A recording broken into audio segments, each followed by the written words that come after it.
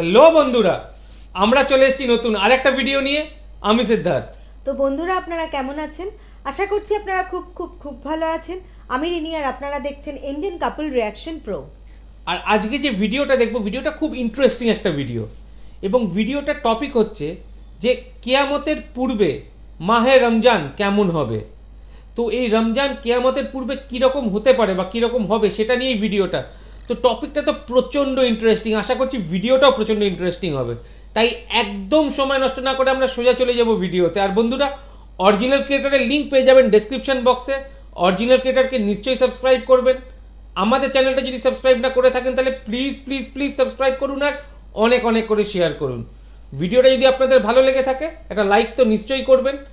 ভালো লাগুক খারাপ লাগুক, যে কোনো মতামত কমেন্ট বক্সে নিশ্চয়ই জানাবেন।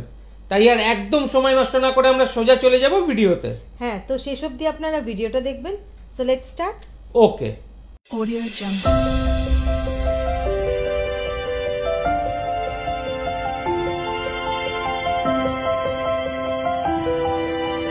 Audio jump.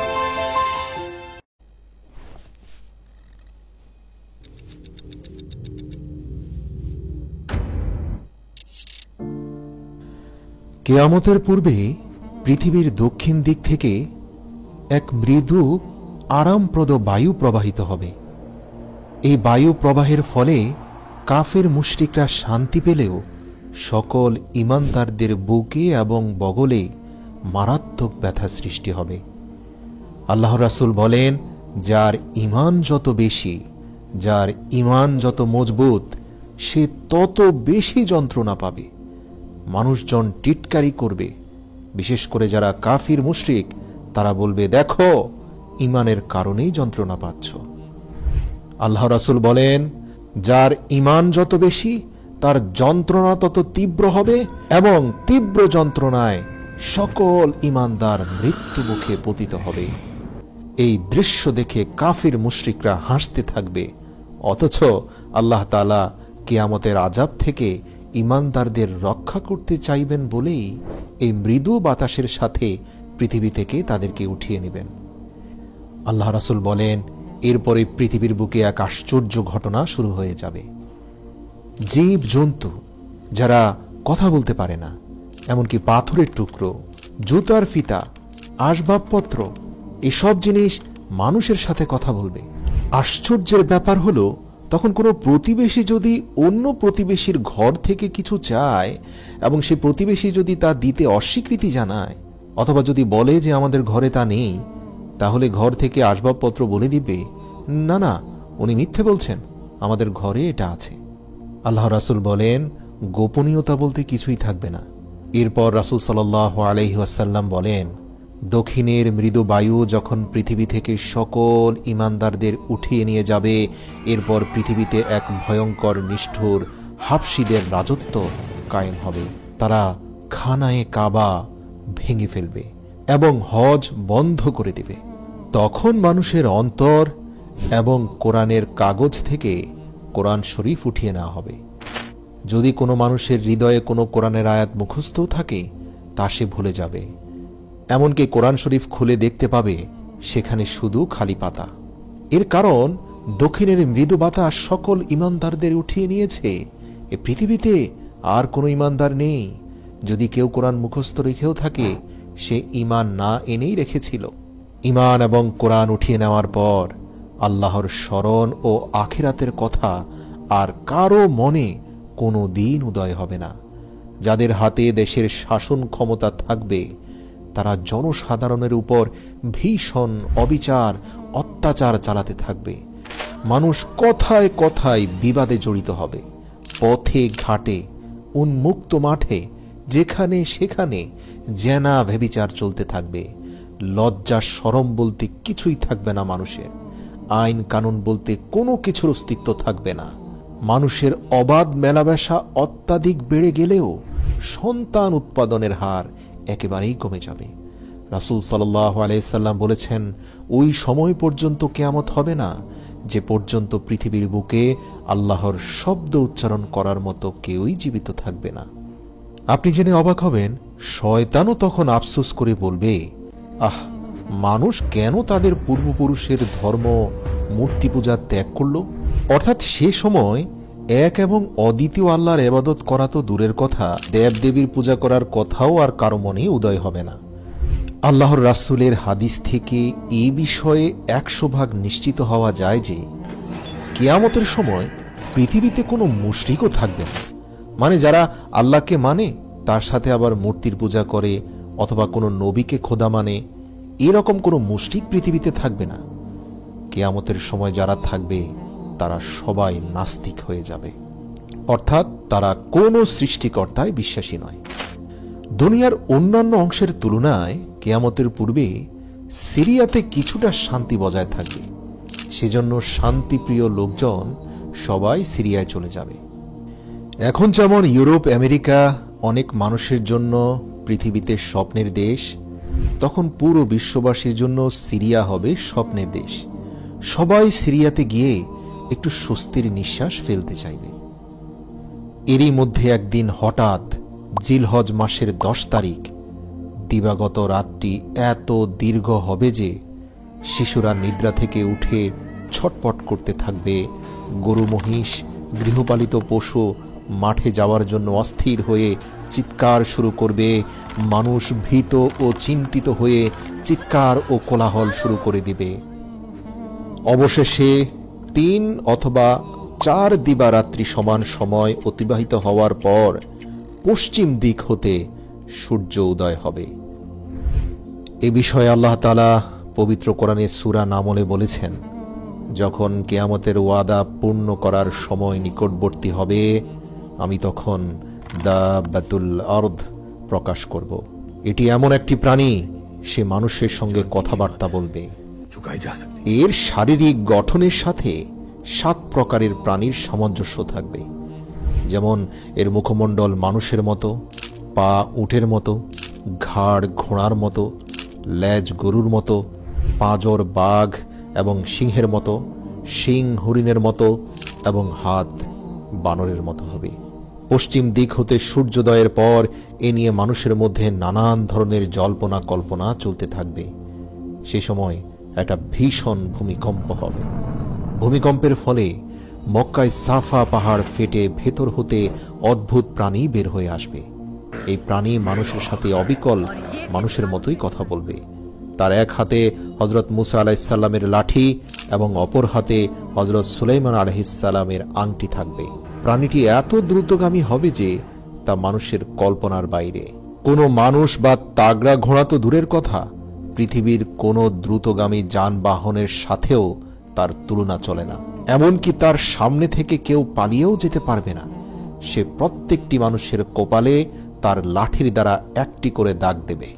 প্রিয় দর্শক, ঈমানদারদের কপালে দাগ দেওয়ার সঙ্গে সঙ্গে তাদের চেহারা চাঁদের মতো উজ্জ্বল আলোকময় হবে এবং কাফের ও মুশরিকদের কপালে দাগ দেওয়ার সঙ্গে সঙ্গে তাদের চেহারা ভয়ানক কালো ও কুৎসিত হয়ে যাবে। সে অতি অল্প সময়ের মধ্যে প্রত্যেকটি মানুষের কপালে একটি করে দাগ দিয়ে যাবে, যার ফলে দুনিয়ার যাবতীয় মানুষ ঈমানদার ও বেঈমান এই দুটি শ্রেণীতে বিভক্ত হয়ে যাবে। মূলত এ ঘটনাটি পৃথিবীতে দক্ষিণাস্যেই মৃদু বাতাস আসার পূর্বে ঘটবে। এরপরের ঘটনা তো আমরা জানি। দক্ষিণ দিক হতে বায়ু প্রবাহিত হয়ে দাব্বাতুল আরদ, যাদের কপালে ঈমানদার লিখে গিয়েছিল, যাদের চেহারা নুরানি হয়ে গিয়েছিল, দক্ষিণা বাতাসে এরা প্রত্যেকে যন্ত্রণায় ছটপট করতে করতে এই ভয়ঙ্কর পৃথিবী থেকে শান্তিপূর্ণভাবে বিদায় নেবে। তাদের মৃত্যুর কিছুদিন পর সেই আবার দক্ষিণ দিক থেকেই একটি অগ্নিকুণ্ড মানুষের দিকে এগিয়ে এসে মানুষকে দৌড়তে থাকবে। সেই অগ্নি সকাল থেকে দুপুর পর্যন্ত মানুষকে তাড়া করবে, কিন্তু মানুষ দৌড়াতে দৌড়াতে দ্বিপ্রহরে যখন শ্রান্ত ও ক্লান্ত হয়ে পড়বে, তখন অগ্নিকুণ্ড তাকে বিতাড়ন করা হতে বিরত থাকবে। একটু রেস্ট দেওয়ার পরে আবারই সেই অগ্নি তাদেরকে আবার তাড়াতে আরম্ভ করবে। সন্ধ্যার সময় তা আবার ক্ষান্ত হবে। এভাবেই ছুটতে ছুটতে সব মানুষ যখন সিরিয়ায় এসে জমা হবে, তখন উক্ত অগ্নিকুণ্ড অদৃশ্য হয়ে যাবে। তখন কিছু লোক আপন আপন দেশে ফিরে যাবে এবং কিছু লোক সিরিয়ায় থেকে যাবে। প্রিয় দর্শক, আমি পূর্বেই বলেছি কিয়ামতের পূর্বে সিরিয়া হবে পৃথিবীতে নিঃশ্বাস ফেলার, শান্তিতে থাকার একমাত্র জায়গা, যা বর্তমান সময়ের প্রেক্ষাপটে আপনি হয়তো কল্পনাও করতে পারবেন না। অগ্নিকুণ্ডের ভয়ানক তাড়নাটাই হচ্ছে কিয়ামতের আলামত সমূহের মধ্যে সর্বশেষ আলামত। এরপরে একদিন 10ই মুহররম শুক্রবার হযরত ইসরাফিল আলাইহিস সালাম তার সিংগায় ফুঁক দেবেন এবং সমস্ত পৃথিবী ধ্বংস হয়ে যাবে। এ সম্পর্কে আল্লাহ তাআলা তার পবিত্র কালাম কোরআনে মাজিদে ঘোষণা করেছেন, যখন সিংগায় ফুঁক দেয়া হবে তখন আসমান ও জমিনে যা কিছু আছে সবই ধ্বংস হয়ে যাবে, কিন্তু আল্লাহ যাকে ইচ্ছে করেন শুধু তাকেই জীবিত রাখবেন। হাদিস শরীফে বর্ণিত আছে, ইসরাফিল ফেরেশতা সিংগায় মুখ লাগিয়ে আল্লাহ তাআলার আদেশের প্রতীক্ষায় আছেন এখনো। যেই মাত্র আল্লাহর আদেশ হবে তৎক্ষণাৎ সে সিংগায় ফুঁক প্রদান করবে। এই সম্বন্ধে হযরত রাসূল সাল্লাল্লাহু আলাইহি ওয়াসাল্লাম বলেছেন, আল্লাহ পাকের হাতে আমার জান, আমি তার কসম করে বলছি, যেদিন ইসরাফিল সিংগায় ফুঁক প্রদান করবে তখনই কিয়ামত আরম্ভ হয়ে যাবে। সেই সময় যে ব্যক্তি খাদ্য মুখে দিয়েছে সে তা গিলতে পারবে না, যে কাপড় পরতে আরম্ভ করেছে সে তা শেষ করার সময় পাবে না। ইতিমধ্যে সকলে অজ্ঞান হয়ে পড়ে যাবে। ইসরাফিল আলাইহিস সালাম সিংগায় ফুঁক দেয়া মাত্র সারা দুনিয়াব্যাপী এক মহা হুলস্থুল পড়ে যাবে। আকাশ ফেটে যাবে, চন্দ্র, সূর্য, গ্রহ, নক্ষত্র কক্ষচ্যুত হয়ে যাবে। এই বিশ্ব ব্রহ্মাণ্ড তছনছ হয়ে যাবে। পাহাড় পর্বত চূর্ণ বিচূর্ণ হয়ে তুলার মতো উড়ে যাবে। নদ নদী এবং সমুদ্র শুকিয়ে যাবে। এই ঘটনার বর্ণনা দিতে গিয়ে পবিত্র কোরআনের সূরা জিলজালে আল্লাহ তাআলার হৃদয় কাঁপানো কিছু কথা বলেছেন। আল্লাহ বলেন, ইযা জুলজিলাতিল আরদু জিলজালাহা, যখন প্রচণ্ড কম্পনে এই জমিন কম্পিত হবে। ওয়া আখরাজাতিল আরদু আসআলাহা, আর জমিন তার ভেতরে থাকা সকল পাপের বোঝা বের করে দেবে। মানে মানুষের সকল খারাপ কাজের তথ্য সেদিন প্রকাশ করে দেবে। জমিনের ভেতরে লুকিয়ে থাকা সকল তথ্য জমিন সেদিন বের করে দেবে। এর পরের আয়াতে আল্লাহ বলেন, অকালাল ইনসানু মা লাহা, আর মানুষ এই সকল আশ্চর্য বিষয় দেখে বলবে, আরে এ জমিনের কি হলো? মানে হচ্ছে মানুষ বলতে থাকবে, আমি যে গোপনে অন্ধকারে এখানে একজনকে খুন করেছিলাম, এই তথ্য আজ কেন জমিনের উপর প্রকাশ হয়ে গেল? আরেকজন বলবে, আমি যে রাতের অন্ধকারে জিনা করেছিলাম সেই তথ্য এখন সবার সামনে কেন প্রকাশ হলো? আমি তো লজ্জায় চোখ দেখাতে পারছি না। পবিত্র কোরআনে সূরা জিলজালের 3 নম্বর আয়াতে আল্লাহ এটাই বলছেন। মানুষ বলবে, অকালাল ইনসানু, মানুষ বলবে, মা লাহা, এর কি হলো? এই জমিন এমন করছে কেন? তার পরের আয়াতে আল্লাহ বলেন, ইয়াউমা ইযিন তুহাদ্দিসু আখবারাহা, সেদিন জমিন তার বৃত্তান্ত বর্ণনা করবে। আল্লাহু আকবার, সেদিন আল্লাহ তার জবান খুলে দিবেন। সে প্রকাশ করে দেবে যা কিছু আপনি এই জমিনের মধ্যে গেড়ে দিয়েছিলেন, ভেবেছিলেন কেউ জানবে না, কোনোদিন কারো কানে পৌঁছাবে না, কিন্তু না, জমিন সকল তথ্য সংরক্ষণ করে রেখেছে। এটাও আল্লাহর মাখলুক, এখান থেকে গোপনের কোনো সুযোগ নেই। তারপরের আয়াতে আল্লাহ বলেন, বিআন্না রাব্বাকা আওহা লাহা, যেহেতু তোমার রব তাকে নির্দেশ দিয়েছেন তাই সে অবশ্যই সব প্রকাশ করবে। তারপরের আয়াতে আল্লাহ বলেন, ইয়াউমা ইযিন ইয়াসদুরুন নাসু আশতাতাল লিউরাউ আমালাহুম, সেদিন মানুষ বিক্ষিপ্তভাবে বের হয়ে আসবে যাতে দেখানো যায় তাদেরকে নিজের কৃতকর্ম। তারপরের আয়াতে আল্লাহ বলেন, ফামান ইয়ামাল মিসকালা যাররাতিন খায়রান ইয়ারাহ, অতএব সেদিন কেউ যদি অনুপরিমাণ ভালো কাজও করে তাও সে নিজের চোখে স্পষ্ট দেখতে পাবে। অর্থাৎ রাস্তা থেকে একটা খারাপ বস্তু সরিয়ে দিয়ে ভেবেছিল, আরে এটা তো একদম তুচ্ছ মাত্রার একটা ভালো কাজ, এই কাজের ফলাফল আর আল্লাহ কি দিবেন? কিন্তু আল্লাহ সেদিন এই তথ্যটাও তার সামনে প্রকাশ করে বলবেন, হ্যাঁ, একদিন তুমি পা দিয়ে ধাক্কা দিয়েও অন্তত রাস্তা থেকে খারাপ জিনিস সরিয়ে দিয়েছিলে যা তোমার প্রতিবেশীর উপকারে এসেছে। আজ দেখো তোমার আমলনামায় সেই তথ্যটি রয়েছে। আল্লাহু আকবার। এর পরের আয়াতে আল্লাহ আবার বলেন, ওয়ামান ইয়ামাল মিসকালা যাররাতিন শাররান ইয়ারাহ, আর কেউ অনুপরিমাণ খারাপ কাজ করলেও তা সে দেখতে পাবে। সে ভেবেছিল দুর্বলদের ধমক দিয়ে কথা বললে কি হয়, ঘরের বুয়ার সাথে ধমক দিয়ে কথা বলাটা বড় কোনো অপরাধ নয়, কিন্তু আমলনামায় যখন দেখতে পাবে তার একটা ধমকও উঠে আছে, সে তখন আশ্চর্য হয়ে যাবে। আল্লাহু আকবার। মহান আল্লাহ বলেন, গর্ভবতী স্ত্রীলোকদের গর্ভপাত হয়ে যাবে, ভয়ে বালক বালিকারা বৃদ্ধের ন্যায় হয়ে যাবে। সেই সময় পাপাত্মা শয়তান দুনিয়ার এক প্রান্ত হতে অপর প্রান্ত পর্যন্ত দৌড়াদৌড়ি করতে থাকবে। সেই যে আদমকে পথভ্রষ্ট করে হাজার লক্ষ বছর পূর্বে জান্নাত থেকে বিতাড়িত হয়েছিল, আজ সে আল্লাহর ওয়াদা সত্য দেখতে পাচ্ছে, তাই তার হুঁশ নেই, কিন্তু কোথাও পালাবার স্থান নেই। মানব দানব জিন পরী পশু পক্ষী সমস্ত জীবজন্তু অজ্ঞান হয়ে যাবে, অবশেষে সকলেই মৃত্যুমুখে পতিত হবে। ভীষণ ভূমিকম্পে সমস্ত দুনিয়ার মাটি ওলট পালট হয়ে যাবে, এমনকি উপরের মাটি 40 গজ নিচে চলে যাবে এবং জমিনের 40 গজ নিচের মাটি উপরে উঠে চলে আসবে। সেই সঙ্গে দুনিয়ার যাবতীয় জীবজন্তুর মৃতদেহ, গাছপালা, বাড়িঘর, দালান কোঠা, এক কথায় দুনিয়ার প্রত্যেকটি জিনিস মাটির ভেতরে ঢুকে যাবে। সমগ্র দুনিয়ার গাছপালা, তরুলতা, পাহাড় পর্বত সবকিছু এক বিশাল সমতল মরুভূমিতে পরিণত হবে। সমগ্র দুনিয়ার কোথাও একটি প্রাণী, এক বিন্দু ছায়া, এক ফোঁটা পানি থাকবে না। তখন পর্যন্ত আল্লাহ পাকের আরশ 8 জন ফেরেশতা বহন করবেন। হযরত জিবরাইল, হযরত মিকাইল, হযরত ইসরাফিল, হযরত আজরাইল আলাইহিস সালাম এবং পাপাত্মা শয়তান জীবিত থাকবে। অতঃপর আল্লাহ তাআলা মালায়েকুল মাউতকে বলবেন, হে আজরাইল, আমি দুনিয়াতে যত সংখ্যক প্রাণী সৃষ্টি করেছি ঠিক তত সংখ্যক তোমার সাহায্যকারী ফেরেশতা সৃষ্টি করেছি। তাই আজ তুমি তোমার চূড়ান্ত সেই কাজটি সম্পন্ন করো। তুমি তোমার সাহায্যকারী ফেরেশতাদেরকে নিয়ে যাও, পাপাত্মা শয়তানের জান কবজ করো। দুনিয়া সৃষ্টির প্রারম্ভ হতে কিয়ামত পর্যন্ত যাবতীয় জীবের জান কবজ করতে তুমি যে পরিমাণ কষ্ট দিয়েছ, তার চেয়ে 4 গুণ বেশি কষ্ট দিয়ে আজ শয়তানের প্রাণ বের করে নিয়ে আসো। আল্লাহর আদেশে মালায়েকুল মাউত এমন ভীষণ অগ্নিমূর্তি ধারণ করবেন যে তার সেই মূর্তি দর্শন করা মাত্রই দুনিয়ার যে কোনো জিন, মানব বা দৈত্য দানব মৃত্যু মুখে পতিত হতো। মালায়েকুল মাউত জাহান্নাম হতে 70,000 অগ্নিময় শিকল সহ লক্ষ লক্ষ ফেরেশতার সঙ্গে নিয়ে পাপাত্মা শয়তানের জান কবজ করতে রওনা হবেন। শয়তান মালায়েকুল মাউতকে দেখা মাত্র দৌড়ে পালানোর চেষ্টা করবে। মালায়েকুল মাউত তাকে সম্বোধন করে বলবে, হে পাপিষ্ঠ শয়তান, তুই দুনিয়ার অগণিত মানুষকে সৎ পথ হতে ভ্রষ্ট করেছিলি। আজ তোকে তোর সেই কৃত কাজের ফল ভোগ করতেই হবে।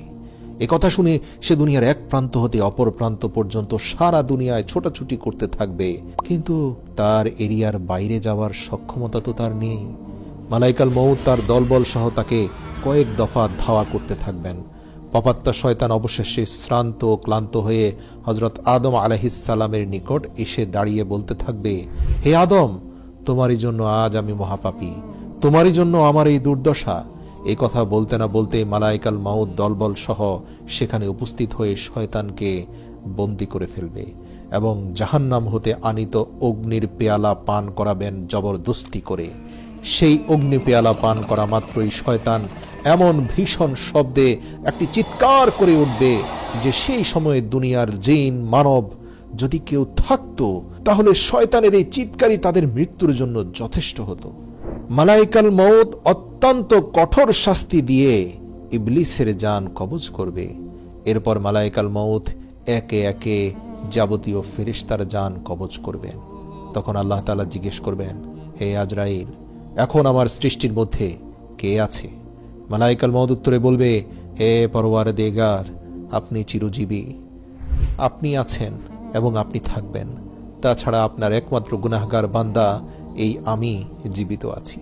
তখন আল্লাহ তাআলা বলবেন, হে আজরাইল, নিশ্চয়ই তুইও আমার এক মাখলুক, আর তুই তো জানিস প্রত্যেক প্রাণীকে মৃত্যুর স্বাদ গ্রহণ করতে হবে। আমার এই বাণী কি তুই শুনেছিস? আজরাইল মাথা নেড়ে কাঁদতে কাঁদতে বলবে, হে আল্লাহ, আমি অবশ্যই শুনেছি। অতএব আল্লাহ নির্দেশ দিবেন, অতএব এখন নিজ হাতে নিজের জান কবজ কর। তখন মালায়েকুল মাউত নিজ হাতে নিজের জান কবজ করে মৃত্যু মুখে পতিত হবে। অতঃপর 40,000 বৎসর পর্যন্ত এক আল্লাহ ব্যতীত আর কোনো কিছুরই অস্তিত্ব থাকবে না। তখন আল্লাহ তাআলা আসমান ও জমিনকে সম্বোধন করে বলবেন, এখন আসমান ও জমিনে কার বাদশাহী? যারা ক্ষমতা ও ধনের গর্বে গর্বিত হয়ে ধরাকে সরা জ্ঞান করত, যারা আমার রাজ্যে বসবাস করে আমার নিয়ামত উপভোগ করে আমারই বিরুদ্ধচারণ করত, তারা আজ কোথায়? যখন কেউই এর কোনো উত্তর প্রদান করবে না, তখন আল্লাহ তাআলা পুনরায় বলবেন, আজ কেউ নেই আমার বিরুদ্ধচারণ করার জন্য, আজ কেউ নেই, কেউ নেই আমার নাফরমানি করার জন্য। বিশ্বজগৎ একমাত্র আমারই রাজ্য, আর আমি এর একমাত্র সার্বভৌম প্রভু। আমরা সকলেই জানি হযরত ইসরাফিল আলাইহিস সালাম দ্বিতীয়বার সিংগায় ফুৎকার দেওয়ার পর সকল মৃত মানুষ পুনরায় আবার কবর থেকে জেগে উঠবে। এখন প্রশ্ন হলো, হযরত ইসরাফিল আলাইহিস সালামের 2 ফুৎকারের মাঝে সময়ের ব্যবধান কত হবে? রাসূল সাল্লাল্লাহু আলাইহি ওয়াসাল্লাম বলেন, অতঃপর আল্লাহ আকাশ থেকে বৃষ্টি বর্ষণ করবেন, তখন মানুষ উদ্ভিদের ন্যায় বের হতে থাকবে। ঠিক যেমন আকাশ থেকে বৃষ্টি বর্ষণের পর শক্ত ভূমির মধ্যে সবুজ ঘাস জন্ম নেয়। হাদিসে এসেছে, পৃথিবীর প্রত্যেকটি মানুষের পশ্চাদাংশের একটি পুচ্ছের হাড় আল্লাহ তাআলা সর্বপ্রথম তৈরি করবেন মাটির ভেতরে। ওই একটি হাড় ছাড়া সমস্ত শরীরের অস্তিত্ব কিন্তু তখনও ফিরে আসবে না, আর তা থেকেই আবার কিয়ামতের দিন মানুষকে সৃষ্টি করা হবে। বুখারী 4935 নম্বর হাদিস। মৃত্যুর পর পুনরুত্থানে বিশ্বাস রাখা ঈমানের অন্যতম মৌলিক বিষয়। মৃত্যু যেমন সত্য, মৃত্যুর পর পুনরুত্থানও ঠিক এমনই সত্য। মহান আল্লাহ তার স্বীয় কুদরত ব্যবহার করে ছিন্ন ভিন্ন মৃত সব শরীর একত্র করবেন। পৃথিবীতে যদি কাউকে বাঘে খেয়ে ফেলে, অথবা সে যদি পানিতে ডুবে মরে যায়, অথবা আগুনে পুড়ে মরে গেলেও দেখা যাবে কিয়ামতের দিন সে একদম সুস্থ সবল হয়ে ফিরে আসবে। এই সব কিছুর পুনরুত্থান ঘটাবেন মহান আল্লাহ। এ বিষয়ে পবিত্র কোরআনে কাফের মুশরিকদের একটি প্রশ্নের উত্তর আল্লাহ দিয়েছেন। সেখানে কাফের মুশরিকরা বলে, আমরা মরে যাওয়ার পর আমাদের হাড়গুলো যখন পচে গলে যাবে, তখনও কি আমাদের পুনরুত্থিত করা হবে? এ তো অসম্ভব বিষয়। আল্লাহ তাআলা বলেন, হে রাসূল, আপনি বলে দিন, হ্যাঁ, তিনি তোমাদের পুনরায় প্রাণ সঞ্চার করবেন, তোমাদের দেহের আকৃতি দান করবেন, যিনি প্রথম তোমাদের সৃষ্টি করেছেন। একবার ভেবে দেখো, তার জন্য কি এটা একান্তই সহজ নয়, যিনি তোমাদের অস্তিত্বহীন থেকে অস্তিত্ব দান করেছেন? সুবহানাল্লাহ। প্রিয় দর্শক, এখানে আল্লাহ রাব্বুল আলামিনের যুক্তি অকাট্য সত্য, যে আল্লাহ অস্তিত্বহীনতা থেকে আমাদের অস্তিত্ব দিয়েছেন, তিনি কি মৃত হয়ে আমাদের হাড়গোড় মাটিতে মিশে যাওয়ার পর সেখান থেকে পুনরায় উত্থিত করতে পারবেন না? এটা কি আরো সহজ নয়? আল্লাহু আকবার। সূরা জুমারের 68 নম্বর আয়াতে আল্লাহ তাআলা বলেন, সিংগায় ফুৎকার দেওয়া হবে, ফলে যাদেরকে আল্লাহ ইচ্ছা করেন তারা ব্যতীত আকাশমণ্ডলী ও পৃথিবীর সকলে আশ্চর্য হয়ে পড়বে। অতঃপর আবার সিংগায় ফুৎকার দেওয়া হবে, তৎক্ষণাৎ তারা কবর থেকে সোজা হয়ে দাঁড়িয়ে যাবে। ইরশাদ হয়েছে, কাফেররা ধারণা করে যে তারা কখনোই পুনরুত্থিত হবে না। বলো, নিশ্চয়ই হবে, আমার প্রতিপালকের শপথ, তোমরা অবশ্যই পুনরুত্থিত হবে। অতঃপর তোমরা যা যা করেছ এই দুনিয়াতে, সে সব কিছু সেখানে তোমরা দেখতে পাবে। এটা আল্লাহর পক্ষে সহজ। সূরা তাগাবুন আয়াত নম্বর 7। সূরা বনী ইসরাইলের 49 থেকে 51 নম্বর আয়াতে আল্লাহ বলেন, তারা বলে, আমরা অস্থিতে পরিণত ও চূর্ণ বিচূর্ণ হলেও কি নতুন রূপে উত্থিত হব? হে রাসূল, বলে দাও, তোমরা হয়ে যাও, তোমরা চূর্ণ বিচূর্ণ হও, অথবা পাথর বা লোহা হও, অথবা এমন কিছু যা তোমাদের ধারণায় খুবই কঠিন, অবশ্যই আমি তোমাদের পুনরুত্থিত করব। বলে দাও, তিনি তোমাদের পুনরুত্থিত করবেন, যিনি তোমাদের প্রথমবার সৃষ্টি করেছেন। অতঃপর তারা তোমার সামনে মাথা নাড়বে এবং বলবে, তা কবে হবে? হে রাসূল, বলো, সম্ভবত তা শীঘ্রই হবে। পুনরুত্থান পর্বে প্রথম যে কবরটি ফেটে যাবে সেটি হলো পৃথিবীর শ্রেষ্ঠ মানব মহানবী সাল্লাল্লাহু আলাইহি ওয়াসাল্লামের কবর। হাদিসে এসেছে, কিয়ামত দিবসে মানুষ অজ্ঞান হয়ে পড়বে এবং সর্বাগ্রে জমিন ফেটে যাবে। অন্য হাদিসে এসেছে, আল্লাহর রাসূল বলেছেন, কিয়ামত দিবসে সকল মানুষ অজ্ঞান হয়ে পড়বে এবং আমি সর্বপ্রথম জ্ঞান ফিরে পাব। সুবহানাল্লাহ। মানুষ ও জিন জাতির জন্য পুনরুত্থান হবে অনেক ভয় ও উৎকণ্ঠা। নবী রাসূলরাও সেদিন ইয়া নাফসি বলতে থাকবে। আল্লাহ বলেন, যখন সিংগায় ফুৎকার দেওয়া হবে তখন তারা কবর হতে ছুটে আসবে তাদের প্রতিপালকের দিকে। তারা বলবে, হায় দুর্ভোগ আমাদের, কে আমাদের নিদ্রাস্থল থেকে উঠালো? দয়াময় আল্লাহ তো এরই প্রতিশ্রুতি দিয়েছিলেন এবং রাসূলরা সত্যই বলেছিলেন। এটা হবে কেবল এক মহানাদ। তখনই তাদের সবাইকে উপস্থিত করা হবে আমার সামনে, ইচ্ছায় হোক বা অনিচ্ছায়। সূরা ইয়াসিন আয়াত 51 থেকে 53। অনেক মানুষ সেদিন বিক্ষিপ্ত পঙ্গপালের ন্যায় উত্থিত হবে, অর্থাৎ তাদের অবস্থা এমন হবে যে উঠে তারা এদিক সেদিক দৌড়াদৌড়ি করে পালাতে চাইবে। মানে এই যে পুনরুত্থান, এটাই তারা বিশ্বাস করত না, কিন্তু যখন পুনরুত্থিত হয়েই গেল, এখন পালানোর জায়গা কোথায়?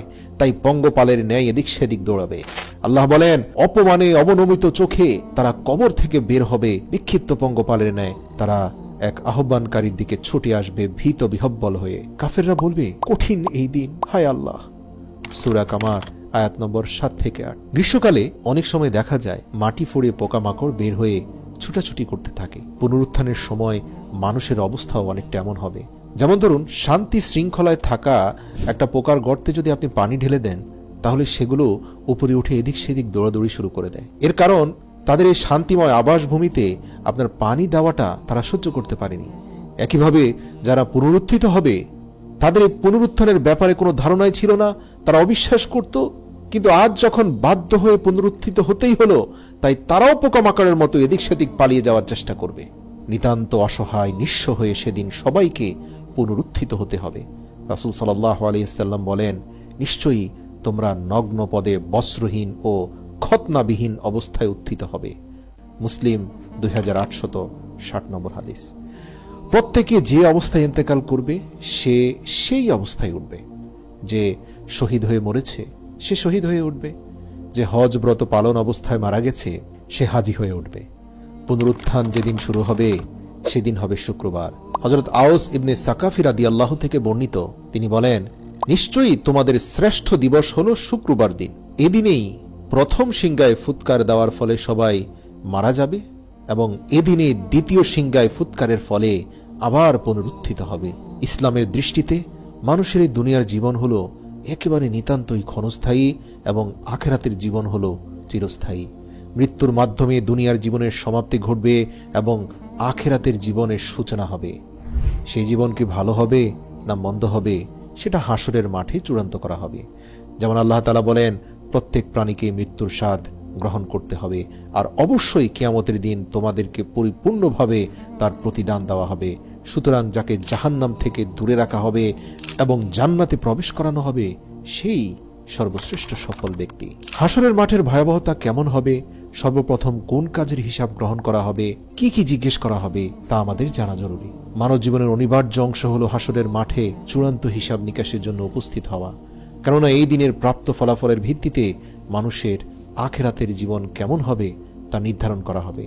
হাসর শব্দটি আরবি, এর অর্থ হলো বিভিন্ন বিক্ষিপ্ত বস্তুকে পরিপূর্ণভাবে এক জায়গায় একত্রিত করা বা জড়ো করা। অর্থাৎ বিভিন্ন স্থানে নানান জায়গায় ছড়িয়ে ছিটিয়ে যদি কিছু থাকে, সেগুলোকে এক জায়গায় সবগুলোকে স্তূপ করলে সেটাকে হাসর বলা হয়। যেহেতু আল্লাহ পৃথিবী জুড়ে ছড়িয়ে ছিটিয়ে থাকা সব মানুষকে হাসরের মাঠে একত্রিত করবেন একটা নির্দিষ্ট স্থানে, কোনো মানুষ এবং প্রাণী সেখান থেকে বাদ পড়বে না, তাই এটাকে হাসরের মাঠ বলা হয়। মহান আল্লাহ পবিত্র কোরআনে বলেন, যেদিন তিনি তাদেরকে একত্রিত করবেন সেদিন তাদের অনেকেই বলবে, আমরা দুনিয়াতে একদিন কিংবা তার থেকে কিছুটা কম সময় কাটিয়ে এসেছি। এমনকি তারা পরস্পরকে চিনতে পারবে। যারা আল্লাহর সাক্ষাৎকে অস্বীকার করত তারা ক্ষতিগ্রস্ত হয়েছে এবং তারা কখনোই সঠিক পথ প্রাপ্ত ছিল না। অর্থাৎ একদিন আল্লাহর সামনে হাজির হতেই হবে, তার সাথে সাক্ষাৎ হবে, এতে কোনো সন্দেহ নেই। রাসূল সাল্লাল্লাহু আলাইহি ওয়াসাল্লাম বলেন, কিয়ামতের দিন সব সৃষ্ট জীবকে জমা করা হবে, এমনকি চতুষ্পদ জীব জন্তু, হিংস্র প্রাণী, পাখি সবকিছুকেই এক জায়গায় নিয়ে আসা হবে। আল্লাহ সকল প্রাণী এবং মানুষের প্রতি ন্যায় বিচার করবেন।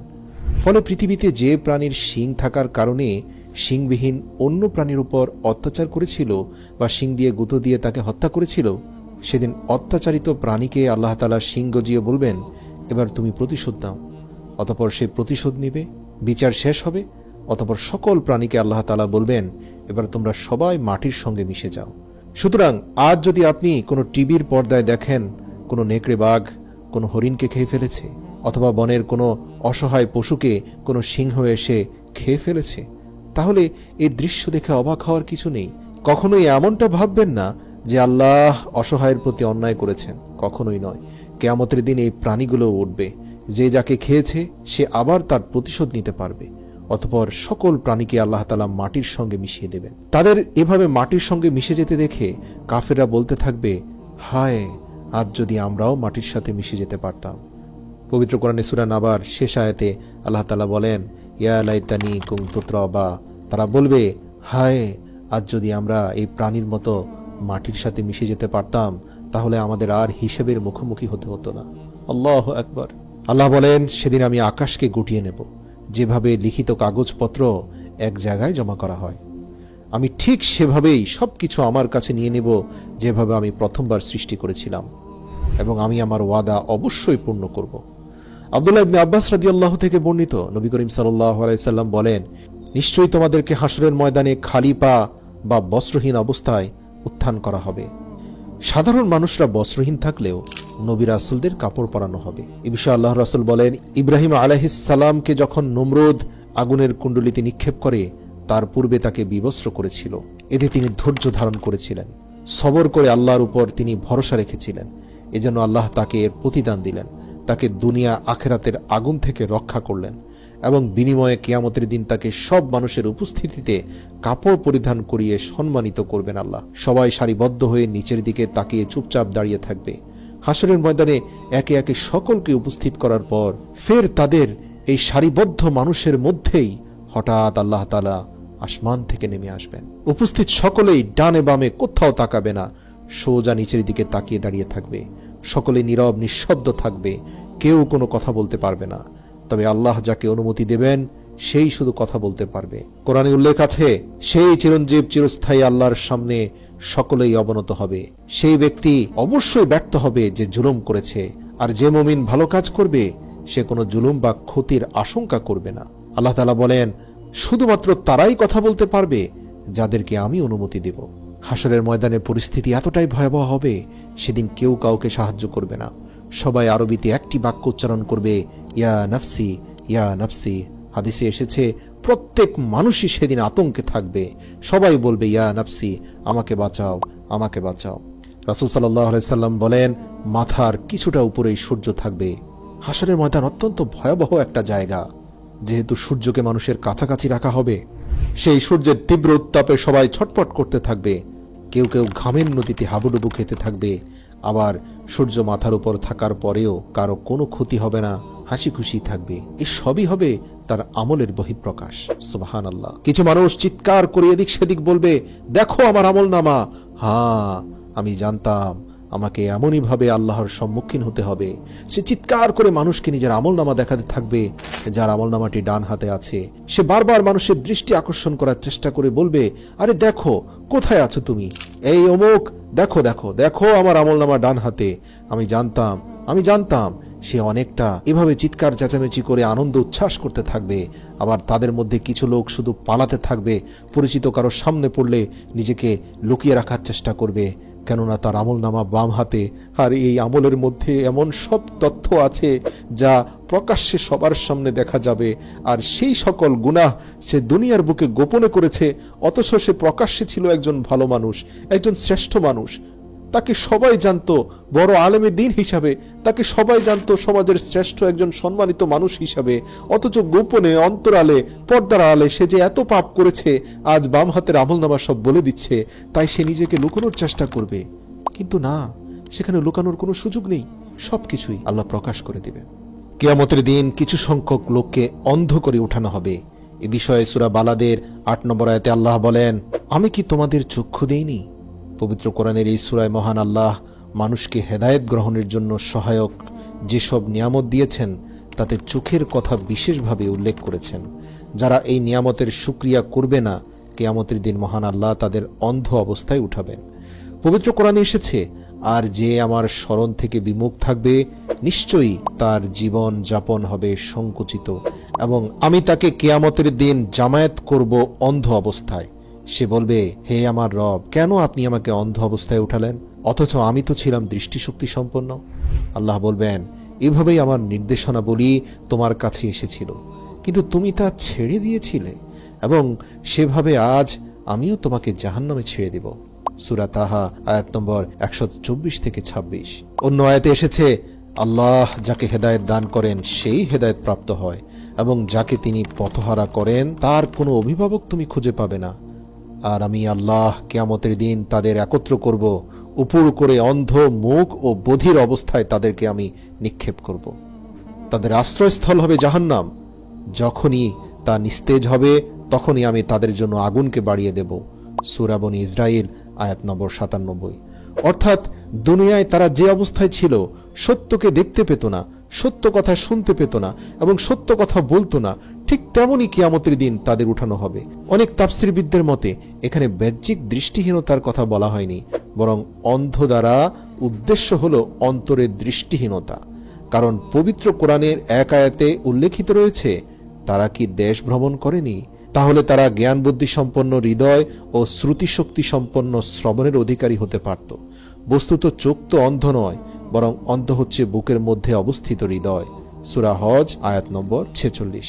তাদের অন্ধত্ব হৃদয়ের চোখের হোক আর চর্ম চোখের, কিয়ামতের দিন তাদের শাস্তি যে ভয়াবহ হবে এ কথা নিশ্চিত। পবিত্র কোরআনের একটি আয়াতে বলা হয়েছে যে সেদিন তাদের চেহারার উপর ভর করে আল্লাহ সামনে হাজির করবেন। এরশাদ হয়েছে, যাদের মুখের উপর ভর দিয়ে চলা অবস্থায় জাহান্নামের দিকে একত্র করা হবে, তারা স্থানের দিক থেকে অতি নিকৃষ্ট এবং বেশি পথভ্রষ্ট। সূরা ফুরকান আয়াত নম্বর 34। পবিত্র কোরআনের এই আয়াত দেখে সবার মনে প্রশ্ন জাগতে পারে যে চেহারার উপর ভর করে চলাচল কি সম্ভব? এমন প্রশ্ন সাহাবায়ে কেরামের মনেও এসেছিল। আনাস ইবনে মালিক রাদিয়াল্লাহু থেকে বর্ণিত এক ব্যক্তি বলল, হে আল্লাহর নবী, কিয়ামতের দিন কাফিরদের মুখে ভর করে চলা অবস্থায় একত্র করা হবে। তিনি বললেন, এমনটা কেন করা হবে? উত্তরে আল্লাহ রাসূল বললেন, যিনি এ দুনিয়ায় তাকে দুই পায়ের উপর চালাতে পেরেছেন, তিনি কি কিয়ামতের দিন মুখে ভর করে তাকে চালাতে পারবেন না? কাতাদা রাহমাতুল্লাহ বলেন, নিশ্চয়ই আমার রবের ইজ্জতের কসম, আল্লাহ যাকে যেভাবে চান সেভাবে নিয়ে আসবেন। অনেকের ক্ষেত্রেই আল্লাহ এমনটা করবেন তাকে অপমানিত করার জন্য। ভাবনে দুনিয়ার বুকে কিছু কিছু মানুষের প্রতি আপনার কতটা কষ্ট এবং ক্ষোভ জন্মে তাদের কর্মকাণ্ডে। এভাবে তারা যুগের পর যুগ এসব করে কবরে যায়। ভাবুন কিয়ামতের দিন তাদেরকে কিভাবে আল্লাহ উঠাবেন। আল্লাহ রাসূল বলেন, কিয়ামতের দিন 5টি প্রশ্নের উত্তর না দিয়ে কেউ সামনে অগ্রসর হতে পারবে না। হযরত আবু বারজাহ আল আসলামি নাজলাহ বিন উবাইদা রাদিয়াল্লাহু থেকে বর্ণিত, রাসূল সাল্লাল্লাহু আলাইহি সাল্লাম ইরশাদ করেছেন, কিয়ামতের দিন বান্দাকে 4টি প্রশ্নের উত্তর দিতেই হবে। 2 পা কোথাও সরাতে পারবে না এসব প্রশ্নের উত্তর না দিয়ে। 1, কোন কাজে জীবন ব্যয় করেছে। 2, সে যে জ্ঞান অর্জন করেছে সে অনুসারে সে কেমন আমল করেছে। 3, কোন খাত থেকে সম্পদ উপার্জন করেছে এবং কোথায় তা ব্যয় করেছে। 4, নিজের যৌবনকে কোন কাজে সে ব্যয় করেছে। সুনানে তিরমিজি হাদিস নম্বর 2417। এর জন্য ইসলাম সবসময় মানুষকে আত্মজিজ্ঞাসা করার নির্দেশ দিয়েছে। মানুষ নিজের হিসাব নিজেরই করা উচিত। মহান আল্লাহ বলেন, হে মুমিনরা, তোমরা আল্লাহকে ভয় করো এবং প্রত্যেকে যেন ভাবে আগামীর জন্য সে কি পাঠিয়েছে। তোমরা আল্লাহকে ভয় করো, তোমরা যা করো আল্লাহ সব সম্পর্কে অবহিত আছেন। সূরা হাশর আয়াত নম্বর 18। আল্লামা ইবনে কাসির রাহিমাহুল্লাহ এই আয়াতের ব্যাখ্যায় বলেন, তোমাদের হিসাব গ্রহণের আগে তোমরা নিজেদের হিসাব নিজেই করতে থাকো। পরকালের জন্য তোমরা কি কি প্রস্তুত করেছ, মহান রবের কাছে উপস্থাপনের জন্য কি কি ভালো কাজ করেছ তা যাচাই বাছাই করার জন্য আজই তুমি নিজেই তোমার জন্য যথেষ্ট। পৃথিবীতে যে ব্যক্তি নিজের হিসাব নেয় সেই হচ্ছে সবচেয়ে বিজ্ঞ মানুষ।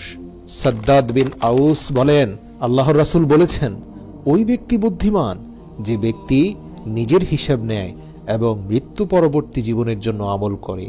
ওই ব্যক্তি ব্যর্থ যে নিজের প্রবৃত্তির অনুসরণ করে এবং আল্লাহর কাছে আশা করে বসে থাকে যে আল্লাহ তার সব ক্ষমা করে দিবেন।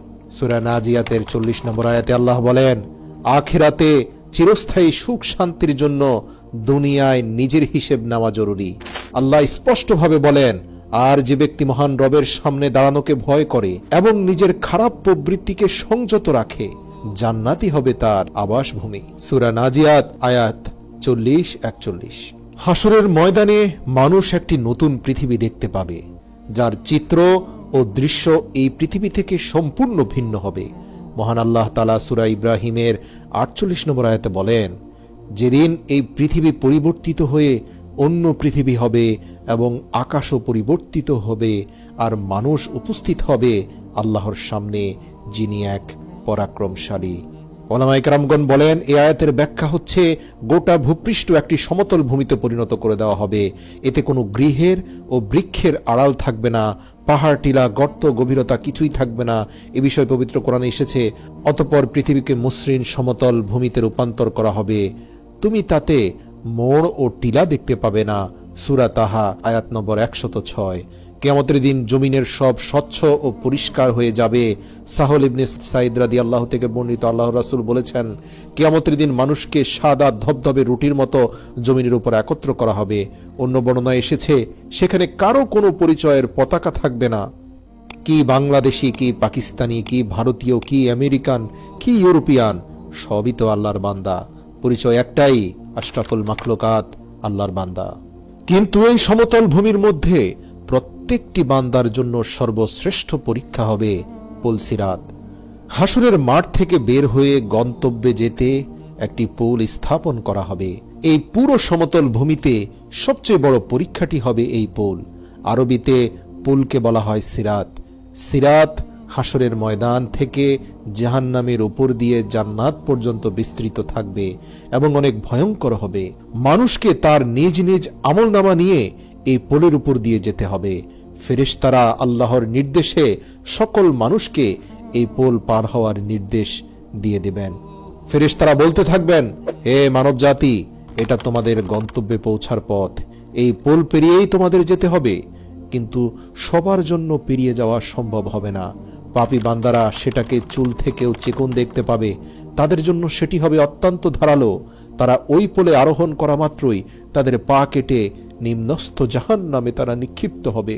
আর নেককারদের জন্য হবে সেই পোল সুপ্রশস্ত সুগম। তারা তাদের নেকির তারতম্য অনুযায়ী বিদ্যুতের গতিতে জান্নাতে পৌঁছে যাবে সেই পোল পাড়ি দিয়ে।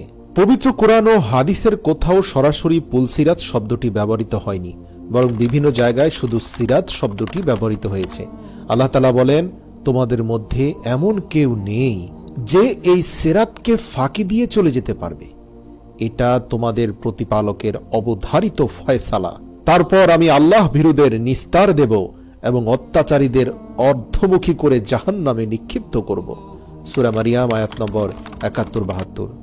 উম্মুল মুমিনিন হযরত আয়েশা সিদ্দিকা রাদিয়াল্লাহু বলেন, আল্লাহ রাসূল বলেছেন, জাহান্নামের উপর একটি পুল আছে যা চুলের চেয়েও বেশি চিকন আর তরবারির চেয়েও বেশি ধারালো। এর উপর লোহার শিকল ও কাঁটা থাকবে। মানুষ এর উপর দিয়ে গমন করবে, কেউ চোখের পলকে, কেউ বিদ্যুৎ গতিতে, কেউ বায়ুবেগে, আর কেউ উত্তম ঘোড়া ও উটের গতিতে পুলসিরাত পার হবে। আর ফেরেশতারা বলতে থাকবে, হে প্রভু, সহি সালামতে অতিক্রম করাও, হে প্রভু, নিরাপদে পার করাও। কেউ নাজাত পাবে, কেউ আহত হবে, কেউ উপুড় হয়ে পড়ে যাবে, আর কেউ অধমুখী হয়ে জাহান্নামে পড়ে যাবে। মুসনাদে আহমদ হাদিস নম্বর 24847। পুলসিরাতের কঠিন পরীক্ষায় সবাই খুব পেরেশান থাকবে। নবীরাও সেদিন আল্লাহর কাছে সাহায্য চাইতে থাকবে। হযরত আবু হুরায়রা রাদিয়াল্লাহু থেকে বর্ণিত একটি দীর্ঘ হাদিস বর্ণিত আছে, তাতে নবীজি সাল্লাল্লাহু আলাইহি সাল্লাম বলেছেন, আল্লাহ তাআলা সব মানুষকে একত্র করে বলবেন, দুনিয়ায় তোমরা যে যে জিনিসের উপাসনা করেছিলে সে তার সঙ্গে চলে যাও। অতএব সূর্যের উপাসনাকারী সূর্যের সঙ্গে, চন্দ্রের উপাসনাকারী চন্দ্রের সঙ্গে এবং মূর্তি পূজারী মূর্তির সঙ্গে চলে যাবে। অবশিষ্ট থাকবে এই উম্মতের লোকেরা, তাদের মধ্যে মুনাফিকরাও থাকবে। তখন জাহান্নামের উপর পুলসিরাত স্থাপন করা হবে। সেদিন সর্বপ্রথম আমি সেই পুলসিরাত অতিক্রম করব। আর সেদিন সব রাসূলের দোয়া হবে, আল্লাহুম্মা সাল্লিম, আল্লাহুম্মা সাল্লিম, অর্থাৎ হে আল্লাহ রক্ষা করো, রক্ষা করো। বুখারী 6204 নম্বর। পুলসিরাত হচ্ছে জান্নাতে যাওয়ার পথে চূড়ান্ত পরীক্ষা। জাহান্নামীদের জন্য হাসরের মাঠ থেকে সরাসরি জাহান্নামের পথে নিয়ে যাওয়া হবে, আর যারা জান্নাতে যাবে তাদের জন্য এই ভয়ঙ্কর পথ অতিক্রমের শ্রেষ্ঠ পরীক্ষা হবে এটি। মনে রাখবেন, প্রত্যেকটি মুমিন ও মুনাফিকদের এই পরীক্ষার সম্মুখীন হতে হবে। এখানেই প্রকাশ হবে কে মুমিন আর কে মুনাফিক। আল্লাহ তাআলা বলেন, তোমার রবের কসম, আমি অবশ্যই তাদের ও শয়তানদের হাসরের মাঠে সমবেত করব, অতঃপর জাহান্নামের চারপাশে নত জানু অবস্থায় তাদের উপস্থিত করব। তারপর প্রত্যেক দল থেকে পরম করুণাময়ের বিরুদ্ধে সবচেয়ে বেশি অবাধ্যকে আমি টেনে বের করবই। আমি পরিপূর্ণ অবগত তাদের সম্পর্কে, যারা জাহান্নামে দগ্ধীভূত হওয়ার অধিকতর যোগ্য। আল্লাহর রাসূল বলেন, পুলসিরাত হবে মসৃণ, পিচ্ছিল হবে, তাতে থাকবে অসংখ্য লৌহ শলাকা ও আংটা, আর থাকবে অসংখ্য কাঁটাযুক্ত দাঁতালো মাথা, তবে তা সবার জন্য একরকম হবে না। বুখারী হাদিস নম্বর ৭৪39। মুনাফিকদের এবং ঈমানদার যারা গুনাহ করেছে তাদের জাহান্নাম থেকে উত্থিত সেই শালাকা টেনে জাহান্নামে নিয়ে যাবে।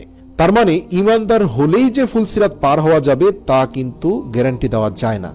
অনেক ঈমানদারও মাত্রা অতিরিক্ত গুনাহ করার কারণে কিছু দূর কষ্ট করে যেতে পারলেও মোটামুটি তারা পোলের মধ্যখান অথবা শেষাংশে গিয়ে তারা জাহান্নামে নিক্ষিপ্ত হবে। আবু হুরায়রা রাদিয়াল্লাহু থেকে বর্ণিত, নবীজি সাল্লাল্লাহু আলাইহি সাল্লাম বলেছেন, পুলসিরাতে দুই প্রান্তে অসংখ্য আংটা যুক্ত করা হবে। আল্লাহ যাকে আদেশ করবেন তাকেই সে টেনে ধরবে এবং জাহান্নামে ফেলে দেবে। মুসলিম হাদিস নম্বর 195। নবীজি সাল্লাল্লাহু আলাইহি সাল্লাম বলেছেন, পুলসিরাতে থাকবে কাঁটাযুক্ত বৃক্ষের মতো অসংখ্য আংটা। তোমরা কি কাঁটাযুক্ত বৃক্ষ দেখোনি? সাহাবারা বললেন, অবশ্যই ইয়া রাসূলুল্লাহ। নবীজি বললেন, অবশ্যই সেসব আংটা হবে কাঁটাযুক্ত বৃক্ষের মতো, তার পরিমাণ সম্পর্কে আল্লাহ ছাড়া কেউ জানে না।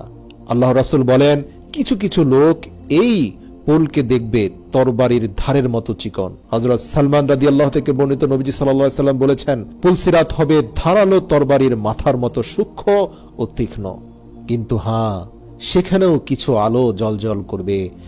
রাসূল সাল্লাল্লাহু আলাইহি সাল্লাম বলেছেন, পুলসিরাত পার হওয়ার সময় সকল ঈমানদারদেরকেই তাদের আমল অনুযায়ী একটি করে নূর দেওয়া হবে। প্রত্যেকেই তার আমল অনুযায়ী যে নূর পাবে সেই নূরের আলোর গতিতেই পুলসিরাত অতিক্রম করবে এবং প্রত্যেকেই যার যার আমল অনুযায়ী নূর পাবে। হযরত ইবনে মাসউদ রাদিয়াল্লাহু থেকে বর্ণিত, রাসূল সাল্লাল্লাহু আলাইহি সাল্লাম বলেছেন, সবাইকে সবার আমল অনুপাতে নূর দেওয়া হবে। কারো সামনে পাহাড় পরিমাণ নূর দেওয়া হবে, কারো হাতে মশাল পরিমাণ নূর দেওয়া হবে, আবার কেউ কেউ একটি বৃক্ষের পরিমাণ নূর পাবে। এভাবে কম নূর যাকে দেওয়া হবে তার নূর হবে একটা আঙ্গুলের মাথা পরিমাণ, একবার জ্বলবে একবার নিভবে। যখন আলো জ্বলবে তখন পথ চলবে, আবার যখন নিভে যাবে তখন সে দাঁড়িয়ে থাকবে। এদের মধ্যে কেউ কেউ নিভে যাওয়ার পর আবার হঠাৎ করে পুলসিরাতের আংটার মধ্যে বেঁধে জাহান্নামে গিয়ে পড়বে। বলা হয়ে থাকে, যাদের আমল একেবারেই কম, আজীবন খুব বেশি পরিমাণে গুনাহ করে ফেলেছে, এদের অনেকে কিছু দূর তার দুর্বল নূর দিয়ে যেতে পারলেও একটা সময় আর টিকতে পারবে না, পড়ে যাবে জাহান্নামে। আল্লাহ তাআলা বলেছেন, সেদিন তুমি ঈমানদার পুরুষ ও নারীদের দেখতে পাবে যে তাদের সামনে ও ডান পাশে তাদের নূর ছোটাছুটি করছে। বলা হবে, আজ তোমাদের সুসংবাদ হলো জান্নাত, যার তলদেশ দিয়ে নদীসমূহ প্রবাহিত হয়, সেখানে তোমরা চিরস্থায়ী হবে। এটাই হলো মহাসাফল্য। সেদিন মুনাফিক পুরুষ ও নারীরা ঈমানদারদের বলবে, তোমরা আমাদের জন্য একটু অপেক্ষা করো, তোমাদের নূর থেকে আমরা একটু নূর নিয়ে নেই। বলা হবে, তোমরা তোমাদের পেছনে ফিরে যাও এবং নূরের সন্ধান করো। তারপর তাদের মাঝখানে একটি দেওয়াল তুলে দেওয়া হবে, যাতে একটি দরজা থাকবে, তার ভেতরের দিকে থাকবে রহমত আর বাহিরের দিকে থাকবে আযাব। মুনাফিকরা মুমিনদের ডেকে বলবে, আমরা কি তোমাদের সঙ্গী ছিলাম না? তারা বলবে, হ্যাঁ, কিন্তু তোমরা বাহ্যিক আমল করতে মানুষকে দেখানোর জন্য, মানুষের চোখে আলেম খেতাব পাওয়ার জন্য, মানুষকে প্রতারিত করার জন্য। তোমাদের হৃদয়ে ঈমান ছিল না, তোমরা নিজেরাই নিজেদের বিপদগ্রস্ত করেছ। তোমরা ছিলে মুনাফিক, আর তোমরা অপেক্ষা করছিলে এবং সন্দেহ পোষণ করছিলে দ্বীনের ব্যাপারে। আর অবশেষে আল্লাহর নির্দেশ এসে গেল, আর মহাপ্রতারক শয়তান তোমাদের আল্লাহ সম্পর্কে প্রতারিত করে রেখেছিল। সুতরাং আজ তোমাদের কাছ থেকে কোনো মুক্তিপণ গ্রহণ করা হবে না, এবং যারা কুফরি করেছিল তাদের কাছ থেকেও না। জাহান্নামই তোমাদের আবাসস্থল, সেটাই তোমাদের উপযুক্ত স্থান, আর কতই না নিকৃষ্ট সেই গন্তব্যস্থল। সূরা হাদীদ 12 থেকে 15। তিরমিজি শরীফের 3159 নম্বর হাদিসে আল্লাহ রাসূল বলেন, সেদিন কেউ বিদ্যুতের গতিতে পুলসিরাত পার হবে, কেউ বাতাসের গতিতে, কেউ ঘোড়ার গতিতে, কেউ আরোহীর গতিতে, কেউ দৌড়িয়ে, আবার যাদের নূর একদম দুর্বল তারা হাঁটার গতিতে পুলসিরাত অতিক্রম করবে, আবার কেউ কেউ হামাগুড়ি দিয়ে কোনোভাবে পার হয়ে যাবে, আবার কেউ শেষ পর্যায়ে গিয়ে জাহান্নামে পড়ে যাবে। তার মানে বোঝা যাচ্ছে এখানে সবই আমলের খেলা। যে যতটুকু নিয়ে যাবেন দুনিয়া থেকে সে অনুযায়ী সেখানে তার ফলাফল পাবেন। উম্মুল মুমিনিন হযরত আয়েশা সিদ্দিকা রাদিয়াল্লাহু থেকে বর্ণিত, আল্লাহ রাসূল বলেছেন, পুলসিরাতে মানুষ আটকাবে সবচেয়ে বেশি কাঁটাযুক্ত গাছের ঢালে এবং শিকলের মধ্যে। তবে হ্যাঁ, যারা আমল করেছে, ঈমান মজবুত ছিল কিন্তু এত বেশি আমলও করেনি যে সে খুব শক্তিশালী নূর পেয়েছে, তাদের ক্ষেত্রেও ফেরেশতারা দোয়া করতে থাকবে, বলতে থাকবে, হে প্রভু, ওই ব্যক্তিকে সহি সালামতে অতিক্রম করিয়ে দাও। আর সেই ব্যক্তি তো হামাগুড়ি দিয়ে যেতেই থাকবে, আর ফেরেশতারা দোয়া করবে, হে প্রভু, নিরাপদে পার করাও। তবে শেষ পর্যন্ত এদের কেউ কেউ নাজাত পাবে, কেউ আহত হবে, কেউ উপর হয়ে পড়বে, আবার কেউ অধমুখী হয়ে জাহান্নামে পড়ে যাবে। সর্বশেষ যে পুলসিরাত অতিক্রম করবে তার ব্যাপারে হযরত ইবনে মাসউদ রাদিয়াল্লাহু থেকে বর্ণিত, রাসূল সাল্লাল্লাহু আলাইহি সাল্লাম বলেছেন, অতঃপর তোমাদের সর্বশেষ ব্যক্তি পেটে ভর দিয়ে পুলসিরাত অতিক্রম করবে। সে বলতে থাকবে, হে রব, আমাকে এত বিলম্ব করানো হলো কেন? তখন আল্লাহ বলবেন, আমি কেন তোমাকে বিলম্ব করাবো? তোমাকে তো তোমার আমল বিলম্ব করিয়েছে। মুস্তাদরাক হাকিম 8519 নম্বর হাদিস। সুবহানাল্লাহ। রাসূল সাল্লাল্লাহু আলাইহি ওয়াসাল্লাম সকল উম্মতকেই অনুরোধ করেছেন একটি দোয়া বেশি বেশি পড়ার জন্য। কিয়ামতের দিন প্রতিটি মানুষের অবস্থা হবে ভয়াবহ। সেদিন কেউ কারো কোনো উপকারে আসবে না, আবার কেউ কেউ তার পুরো জীবনের অসংখ্য নেক আমল দিয়েও নাজাত পাবে না। কারণ আল্লাহ যদি শক্তভাবে হিসেব নেন তবে কোনো মানুষের পক্ষে নাজাত পাওয়া সম্ভব নয়। এ কারণে নবীজি সাল্লাল্লাহু আলাইহি সাল্লাম এই মর্মে সতর্ক করেছেন, যার শক্ত হিসেব করা হবে তাকে আযাব দেওয়া হবে। তবে কিয়ামতের দিন হিসেব সহজ হওয়ার জন্য আল্লাহর কাছে দোয়া করার জন্য নবীজি সবাইকে নির্দেশ দিয়েছেন। তিনি একটি দোয়া শিখিয়ে দিয়েছেন, আল্লাহুম্মা হাসিবনি হিসাবান ইয়াসীরা। হে আল্লাহ, আমার কাছ থেকে সহজ করে হিসেব নিও। প্রতিটি মানুষ নামাজের শেষে এই দোয়াটি পড়বেন, আল্লাহুম্মা হাসিবনি হিসাবান ইয়াসীরা। পরকালে প্রতিটি মানুষকে তার কর্মের হিসেব দিতে হবে। সেদিন যাদের ডান হাতে আমলনামা আসবে তারা সফল, কিন্তু কোরআনে এসেছে এরপর যাকে তার আমলনামা ডান হাতে দেওয়া হবে সে তো সহজে হিসেব নিকেশ পার করা হবে, কিন্তু যার বাম হাতে আমলনামা দেওয়া হবে সে তো পাকড়াও হয়ে যাবে। কিন্তু যার আমলনামা ডান হাতে সে তার পরিবার পরিজনের কাছে আনন্দিত হয়ে ফিরে যাবে। সূরা ইনশিকাক আয়াত নম্বর 7 থেকে 9। হযরত আয়েশা রাদিয়াল্লাহু তাআলা আনহু যখন কোরআনের এই ঘোষণার বিষয়ে নবীজির সামনে তুলে ধরলেন তখন নবীজি বললেন, কিয়ামতের দিন যারই হিসেব নেওয়া হবে সে ধ্বংস হয়ে যাবে। আমি বললাম, হে আল্লাহর রাসূল, আল্লাহ কি বলেননি যার আমলনামার ডান হাতে দেওয়া হবে তার হিসাব সহজ হবে? এর উত্তরে আল্লাহ রাসূল সাল্লাল্লাহু আলাইহি সাল্লাম বললেন, তা কেবল পেশ করা মাত্র। কিয়ামতের দিন যার হিসাব খতিয়ে দেখা হবে তাকে অবশ্যই আযাব দেওয়া হবে। এর জন্য নাজাত পেতে হলে অবশ্যই আল্লাহর কাছে বেশি বেশি সহজ হিসাবের জন্য দোয়া করতে হবে। তবে আল্লাহ রাসূল বলেছেন, আল্লাহর কাছ থেকে সহজ হিসেব পেতে চাইলে, আল্লাহ পাকের দয়া পেতে চাইলে আপনি দুনিয়াতে সর্বশ্রেষ্ঠ যে আমলটি করতে পারেন সেটা হচ্ছে কঠোরতা পরিহার করতে পারেন। এ বিষয়ে সূরা আরাফ এর 199 নম্বর আয়াতে আল্লাহ বলেন, তুমি ক্ষমার নীতি গ্রহণ করো, লোকেদের সৎ কাজের আদেশ দাও এবং মূর্খদের এড়িয়ে চলো। রাসূল সাল্লাল্লাহু আলাইহি সাল্লাম বলেছেন, যে ব্যক্তি কোনো মুসলমানের ভুল ক্ষমা করবে আল্লাহ তাআলা কিয়ামতের দিন তার ভুল ক্ষমা করবেন। আল্লাহ তাআলা ক্ষমা করা পছন্দ করেন, তাই পরস্পরের মধ্যে ক্ষমার নীতি অবলম্বনের নির্দেশ দিয়েছেন আল্লাহর রাসূল। সূরা বাকারার 109 নম্বর আয়াতে আসছে, অতএব তোমরা ক্ষমা করো এবং এড়িয়ে চলো যতক্ষণ না আল্লাহর নির্দেশ এসে পড়ে। নিশ্চয়ই আল্লাহ সবকিছুর উপর সর্বশক্তিমান। ক্ষমার মাধ্যমে মানুষের পাপ মোচন করা হয়। যে ব্যক্তি অন্যকে ক্ষমা করে আল্লাহ তাআলা তার অপরাধ ক্ষমা করেন।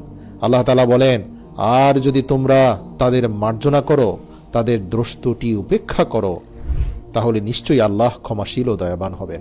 ক্ষমাকারী ব্যক্তি আল্লাহ তাআলার অপরন্ত ক্ষমা লাভে ধন্য হয়।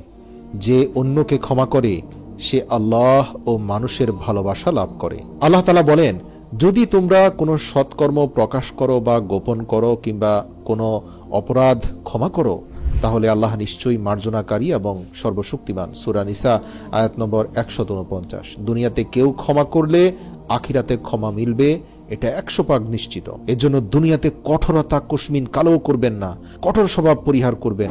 দেখবেন কঠোর স্বভাবের মানুষ দুনিয়াতেও ঘৃণিত, আখিরাতেও আল্লাহর কাছে ঘৃণিত। আবু হুরায়রা রাদিয়াল্লাহু থেকে বর্ণিত, রাসূল সাল্লাল্লাহু আলাইহি সাল্লাম বলেছেন, যে ব্যক্তি কোনো মুসলমানের ভুল ক্ষমা করবে, আল্লাহ কিয়ামতের দিন তার ভুল ক্ষমা করবেন। মানুষকে দয়া করলে আল্লাহর দয়া পাওয়া যাবে। আব্দুল্লাহ ইবনে ওমর ইবনুল আস রাদিয়াল্লাহু থেকে বর্ণিত, তিনি বলেন, তোমরা মানুষের উপর দয়া করো, তাহলে আল্লাহর দয়া প্রাপ্ত হবে। তোমরা মানুষকে সহজে ক্ষমা করো, তাহলে আল্লাহর কাছে সহজে ক্ষমা পাবে। আর ধ্বংস তাদের জন্য যারা জেনে শুনে পাপ করে এবং পাপ কাজে অনড় থাকে, কখনোই ক্ষমা চায় না।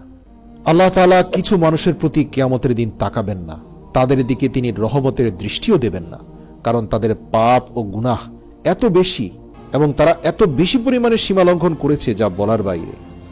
আসুন সংক্ষেপে জানি কাদেরকে আল্লাহ কিয়ামতের দিন সবচেয়ে ঘৃণা করবেন, তাদের দিকে ফিরেও তাকাবেন না। 1 নাম্বার হচ্ছে উপকার করে যে ব্যক্তি খোঁটা দেয়। আবু হুরায়রা রাদিয়াল্লাহু থেকে বর্ণিত হাদিসে এসেছে, নবী করিম সাল্লাল্লাহু আলাইহি সাল্লাম বলেন, 3 ধরনের লোক এমন আছে মহান আল্লাহ যাদের সঙ্গে কথা বলবেন না, কিয়ামতের দিন তাদের দিকে রহমতের দৃষ্টিতে তাকাবেনও না এবং তাদের পবিত্রও করবেন না, এবং তাদের জন্য রয়েছে কঠিন শাস্তি। আবু হুরায়রা বললেন, হে আল্লাহর রাসূল, তারা কয়জন? উত্তরে আল্লাহ রাসূল বললেন, 1 টাকনুর নিচে কাপড় পরিধানকারী, ব্যবসার সামগ্রী মিথ্যা শপথ দিয়ে বিক্রয়কারী, এই যেমন বিক্রয়ের সময় বলে অমুক এত বলে গিয়েছে, অথবা বলে 1 টাকাও লাভ হচ্ছে না, আমি লসে বিক্রি করছি, এরকম মিথ্যা বলে যে সকল বিক্রয়কারী ব্যবসা করে। এরপর আল্লাহ রাসূল বলেছেন, 3 নম্বর হচ্ছে ওই ব্যক্তি যে কিছু দান করার পর তা নিয়ে আবার খোঁটা দেয়। হাদিসে এসেছে, পোশাক পরে যে ব্যক্তি অহংকার করে তার দিকেও আল্লাহ তাআলা কিয়ামতের দিন তাকাবেন না।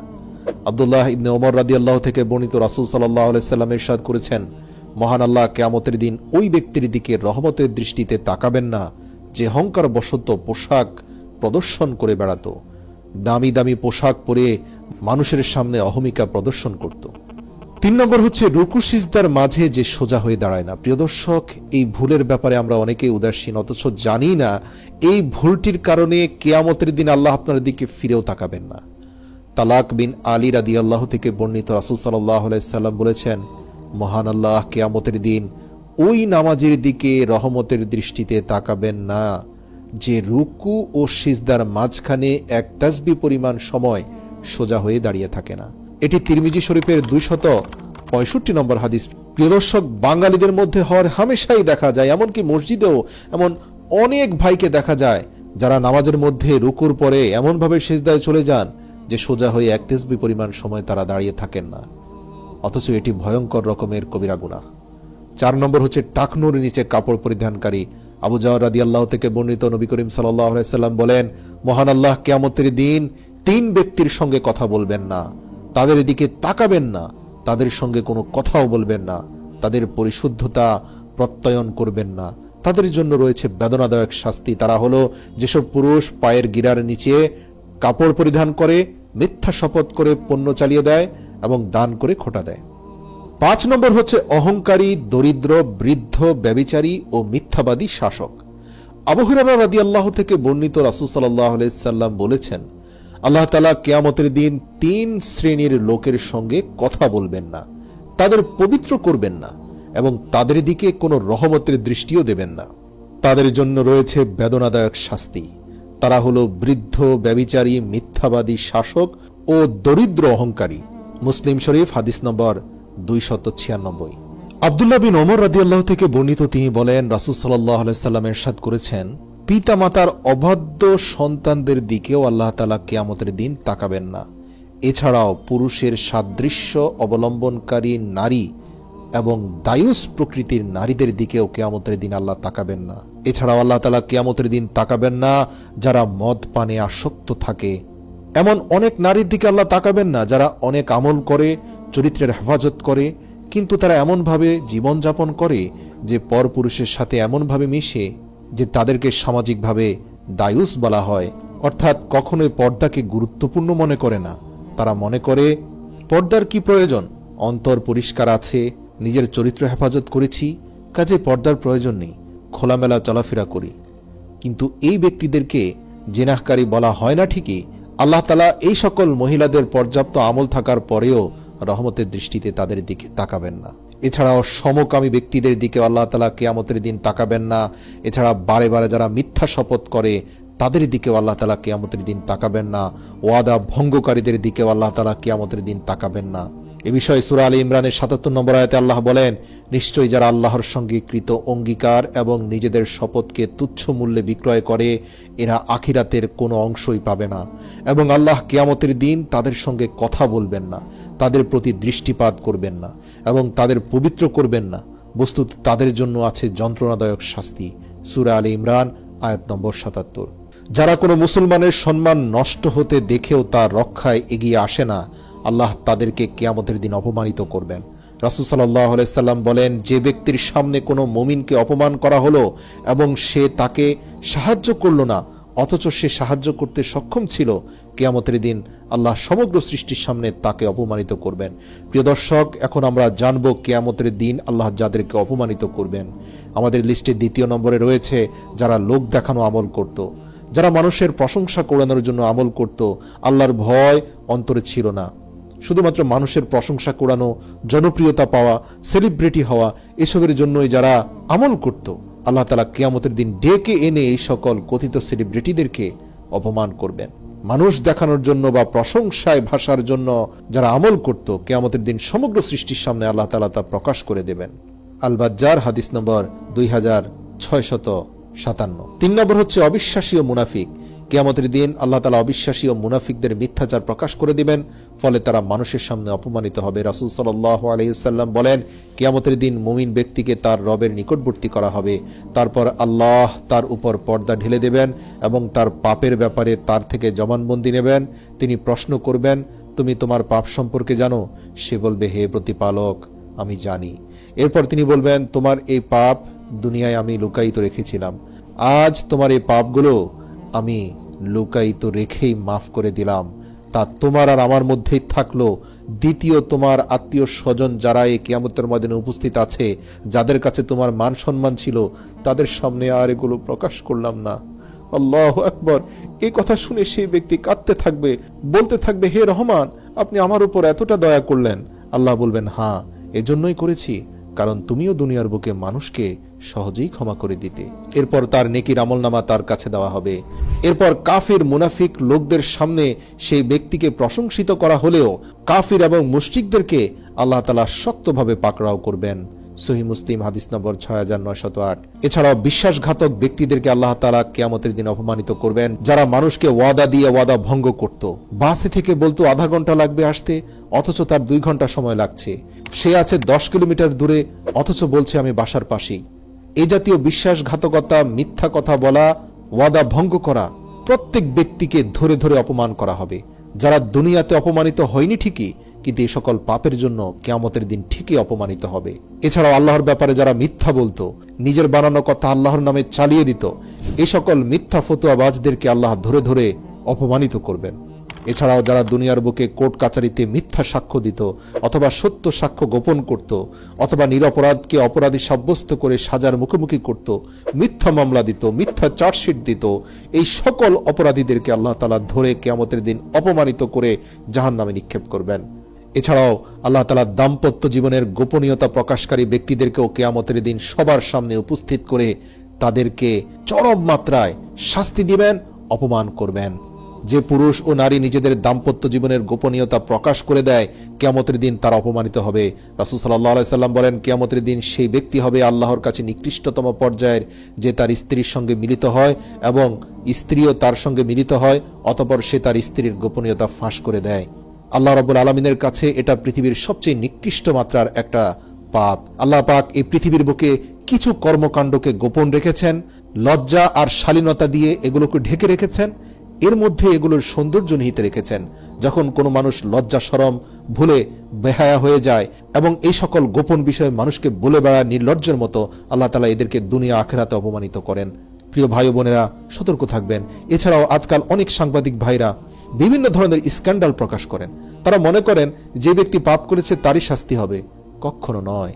যে ব্যক্তি পাপ করেছে তার শাস্তি হবে সে অন্যায় করার কারণে, আর আপনার শাস্তি হবে মানুষের গোপন বিষয় প্রকাশ্যে মানুষের সামনে প্রকাশ করার জন্য। স্ক্যান্ডালের নামে আজকে যে মানুষের গোপনীয়তা প্রকাশ করা হচ্ছে, সেটি এক ভয়ঙ্কর রকমের অপরাধ। শুধুমাত্র কারো অপরাধ নিয়ে আপনি কাজীর কাছে বিচার দিতে পারেন, তার শাস্তি কামনা করতে পারেন, কিন্তু কোনো বিচারকের কাছে বিচার না দিয়ে সামাজিক যোগাযোগ মাধ্যমে মানুষের গোপন বিষয় প্রকাশ করে দেওয়া, এটা ভয়ঙ্কর রকমের অপরাধ এবং কিয়ামতের দিন আল্লাহ তাআলা এদেরকে কঠিন শাস্তি দিবেন। এছাড়াও সন্তান অস্বীকারী, নিজ সন্তানের পিতৃপরিচয় অস্বীকারীকে আল্লাহ তাআলা অপমানিত করবেন। এমন অনেক পুরুষ আছে যারা অবৈধ সন্তানের বাবা হয়েছেন, ইউনিভার্সিটি বা অফিসে কারো প্রতি প্রেমাসক্ত হয়েছেন, অতঃপর অবৈধ জিনায় লিপ্ত হয়েছেন, সে ঘরে সন্তান জন্মের পরে তাকে অস্বীকার করেছেন। কিয়ামতের দিন দুটি শাস্তি হবে, এক হচ্ছে জিনার অপরাধের সন্তান জন্মদান, দ্বিতীয় অপরাধটি হচ্ছে পিতৃপরিচয় গোপন করার শাস্তি। এজন্য উলামা কেরামের রায় হচ্ছে, জিনা করেও যদি সন্তান জন্ম হয় সেটার পাপের শাস্তি তো পেতেই হবে। যদি কিছুটা শাস্তি কম পেতে চান অথবা দ্বিতীয় শাস্তির হাত থেকে রক্ষা পেতে চান, তাহলে অন্তত পিতৃপরিচয় অস্বীকার করবেন না। গনিমত আত্মসাৎকারী, যারা মুসলিমদের বিভিন্ন সম্পদ আত্মসাৎ করে, আল্লাহ পাক কিয়ামতের দিন তাদেরকেও অপমানিত করবেন। এছাড়াও স্ত্রীর পক্ষপাতিত্ব করা, যে সকল পুরুষের একাধিক স্ত্রী থাকে তারা যদি তাদের মধ্যে ইনসাফ এবং সমতা প্রতিষ্ঠা করতে না পারে, অথবা ছোট স্ত্রী বা সুন্দর স্ত্রীর প্রতি আধিক্যতা বা কোনো একজন বিশেষ স্ত্রীর প্রতি ঝুঁকে পড়ে, অন্যজনকে অবজ্ঞা অবহেলা করে, কিয়ামতের দিন আল্লাহ তাআলা তাদেরকেও অপমানিত করবেন।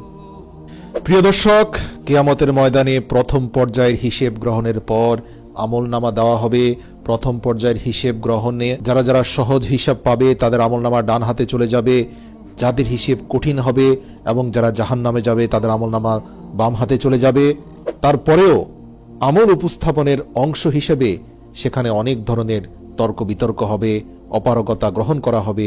পবিত্র কোরআনে এই সম্পর্কে অসংখ্য আয়াত আছে, সেখানে মানুষ বিভিন্নভাবে সবকিছু দিয়ে নিজেকে বাঁচানোর চেষ্টা করবে। আল্লাহ তাআলা বলেন, সেখানে তারা চাইলে নিজের পরিবার পরিজনকে দিয়ে দিবে, এমনকি আদরের সন্তানদেরকে দিয়ে দিবে, নিজের দুনিয়ার সকল ধন সম্পদ, এমনকি পবিত্র কোরআনে বলা হয়েছে তারা দুনিয়া পুরো পৃথিবী পরিমাণ স্বর্ণ মুদ্রা দিয়ে হলেও সেখান থেকে বাঁচতে চাইবে। তার মানে অনেক তর্ক বিতর্ক হবে। তারা আল্লাহ পাকের কাছ থেকে বিভিন্ন কৌশল করে বিভিন্ন কৌশল অবলম্বন করবে বাঁচার জন্য। আল্লাহকে কোনোভাবে তারা বোঝানোর চেষ্টা করবে যে তাদের আসলে দোষ ছিল না, কিন্তু আসলে সেখানে তার হাত সাক্ষী দিবে, তার পা সাক্ষী দিবে। সে আসলে কোনোভাবে আল্লাহকে কনভিন্স করার সুযোগ পাবে না। তার সামনে এত পরিমাণে সাক্ষী এসে উপস্থিত হবে যে তার পক্ষে শেষ পর্যন্ত এটা মেনেই নিতে হবে যে আল্লাহ তাকে জাহান্নামে যে পাঠিয়েছেন তা তার প্রতি কোনো ধরনের অন্যায় করা হয়নি। একটি জাহান্নামীও মুখ দিয়ে এ কথা বলবে না যে আমার উপর অন্যায় করা হয়েছে। দুনিয়াতে যেমন কারো শাস্তি হলেও সে বলে আমার সাথে অন্যায় হয়েছে, আমি ন্যায় বিচার পাইনি, আখিরাতে এমনটা হবে না। কেননা তার হাত পা এবং যার সাথে অন্যায় হয়েছে, যেভাবে অন্যায় হয়েছে, যেখানে অন্যায় হয়েছে, তার সবকিছুই সেখানে সাক্ষী দেওয়ার কারণে তারা কেউ সেখানে পার পেয়ে যাবে না। এমনকি মানুষ নিজের আমলনামা যেমন পড়তে পারবে, অন্যরাও পড়তে পারবে। শুধুমাত্র ব্যক্তি বিশেষের কিছু মানুষকে আল্লাহ তাআলা ছাড় দিবেন, তাদের উপর দয়াশীল হবেন, তাদের ভুল ত্রুটিগুলো অনেক ক্ষেত্রে গোপন করা হবে। যারা দুনিয়াতে বেশি বেশি ক্ষমা করেছে তাদের ভুল গোপন করা হবে। যারা দুনিয়াতে অনেক অহংকারী ছিল তাদের সকল দোষ ত্রুটি মানুষের সামনে প্রকাশ্যে নিয়ে আসা হবে। বাহিরের সুরতে তারা মানুষের কাছে ভালো মানুষ ছিল ঠিকই, ভিতরে তারা ছিল ভয়ঙ্কর রকমের পাপী। এদেরকে আল্লাহ তাআলা কিয়ামতের দিনে এক্সপোজ করবেন, তাদের প্রকাশ করে দিবেন। মানুষের সামনে প্রকাশ হওয়ার পরে সবাই আশ্চর্য হয়ে যাবে, আরে এই ব্যক্তি তো ছিল আল্লামা, এই ব্যক্তি ছিল মহান মানুষ, এই ব্যক্তি ছিল বড় ধরনের আলেম, অথচ আজ দেখো সে কত বড় অপরাধী। প্রিয় দর্শক, আমলনামা পড়ার পর সব ধরনের আপত্তি দূর হয়ে যাবে। আমলনামার সাথে সম্পৃক্ত সব ধরনের প্রমাণ আল্লাহ হাজির করবেন। এরপর আমলনামা মাপার দাড়িপাল্লা স্থাপন করা হবে, তখন সব ধরনের আমল ওজন করা হবে। দাড়িপাল্লায় ওজনের পর মানুষ বিভিন্ন দলে বিভক্ত হবে, অর্থাৎ নবী ও রাসূলদের তত্ত্বাবধানে ঝান্ডা থাকবে এবং তাদের পেছনে তাদের অনুসারীরা চলবে। যেমন মুহাম্মদ সাল্লাল্লাহু আলাইহি সাল্লামের ঝান্ডা, ইব্রাহিম আলাইহিস সালামের ঝান্ডা, মুসা আলাইহিস সালামের ঝান্ডা। অন্যদিকে জালিম ও কাফেরদেরও বিভিন্ন ঝান্ডা থাকবে। যেমন ফেরাউনের একটি ঝান্ডা থাকবে, সেখানে ফেরাউনি স্টাইলে যারা দেশ শাসন করেছে, মানুষের উপর অত্যাচার করেছে, তারাও ফেরাউনের দলে, ফেরাউনের ঝান্ডায় দলবদ্ধভাবে জামায়াতের সাথে জাহান্নামের দিকে যাবে। এছাড়াও মুশরিক, পণ্ডিত, জালিম, পরকাল অস্বীকারী সহ সবার আলাদা আলাদা দল থাকবে।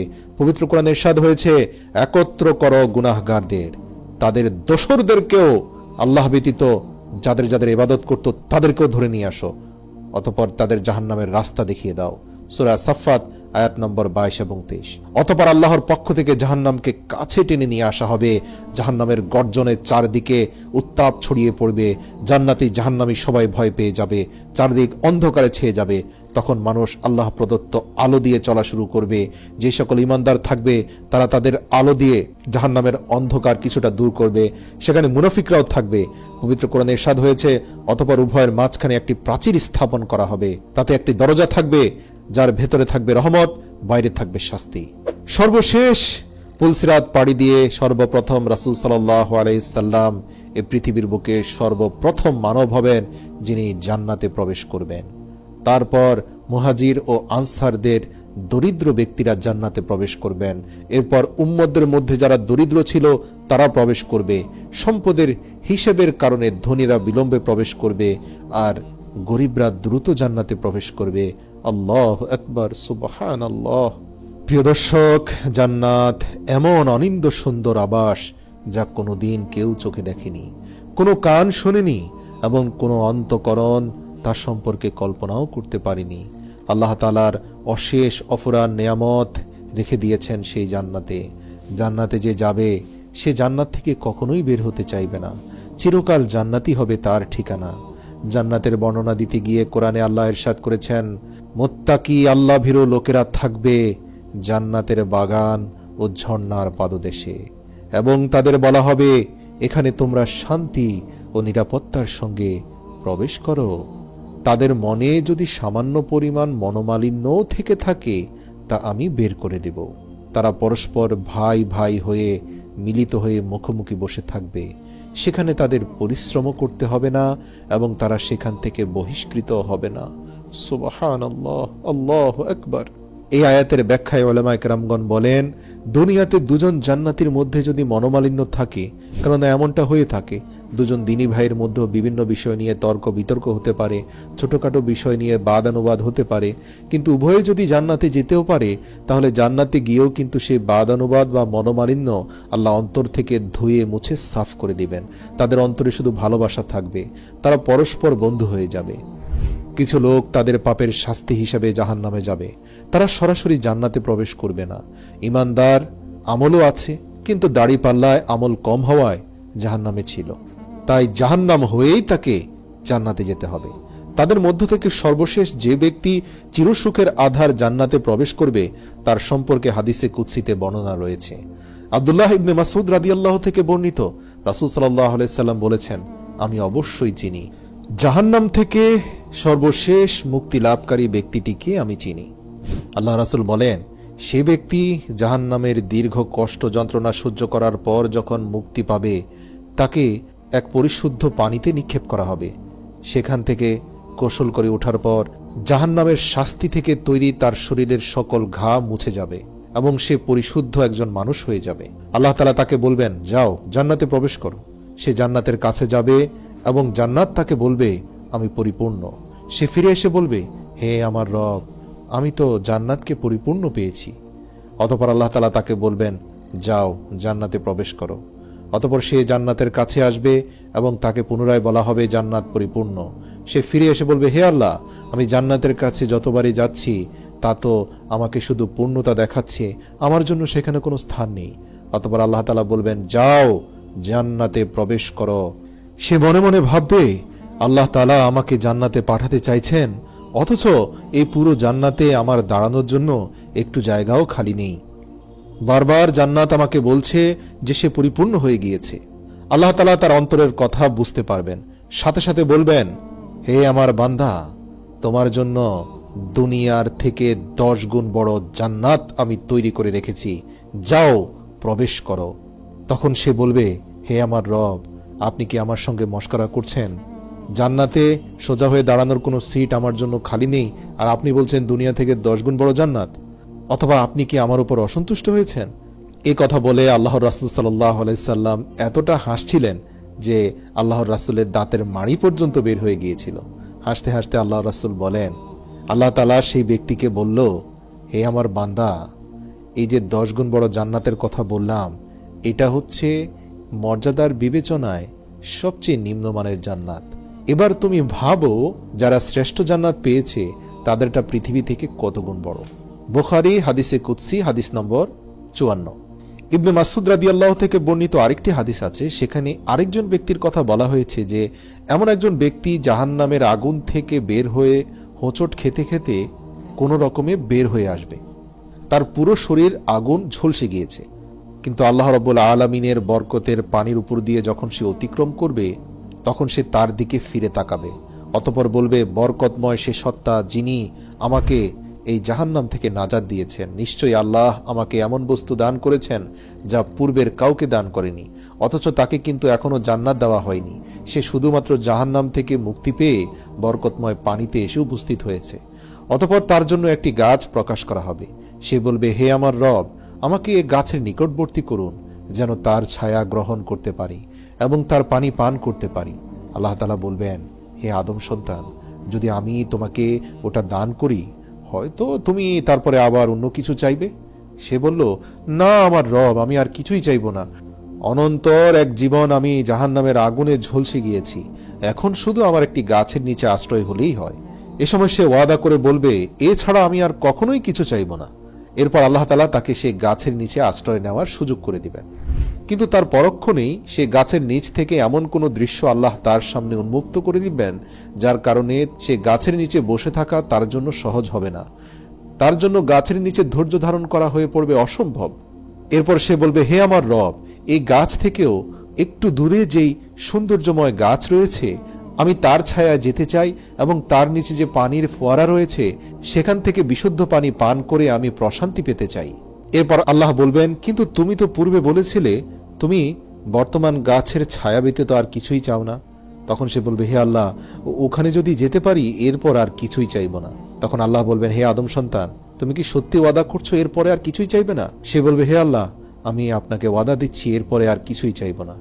এরপর আল্লাহ রাব্বুল আলামিন তাকে ছাড় দিবেন। সে অধিকতর সৌন্দর্যমণ্ডিত গাছের ছায়া যাবে, যার নিচে পানির ফোয়ারা রয়েছে। সেখানে গিয়ে বরকতময় পানি পান করে তার অন্তরাত্মা প্রশান্ত হবে। সে বলবে, নিঃসন্দেহে আল্লাহর জান্নাত অনেক সুন্দর, অথচ সে এখনো জান্নাতের ধারে কাছেও যায়নি। একটু পরে তার সামনে এমন একটি বাগানের দরজা উন্মুক্ত হবে, যার ভেতরে এই গাছের চেয়েও হাজার গুণ সুন্দর দুটি গাছের অবয়ব দূর থেকে বোঝা যাচ্ছে, এবং যা পূর্বের দুটি গাছ থেকে অধিকতর সুন্দর। সে বলবে, হে আমার রব, আমাকে ও গাছের নিকটবর্তী করুন, আমি তার ছায়া গ্রহণ করব ও তার পানি পান করব, এছাড়া আর কিছুই চাইব না। তখন আল্লাহ বলবেন, হে আদম সন্তান, তুমি তো এ পর্যন্ত দুবার ওয়াদা ভঙ্গ করেছ। সে বলবে, হে আমার রব, অবশ্যই এটাই আমার চাই, এরপরে আর কিছুই চাইব না। আসলে তাকে এমন দৃশ্য দেখানো হবে যার উপর তার ধৈর্য ধারণ করা সম্ভব হবে না, এটা আল্লাহ তাআলাও ভালো করে জানেন। তখন আল্লাহ তাআলা বললেন, ঠিক আছে, তুমি একটু সামনে যাও। অতঃপর সে একটু সামনে যাওয়ার পরে সে জান্নাতীদের আওয়াজ শুনবে।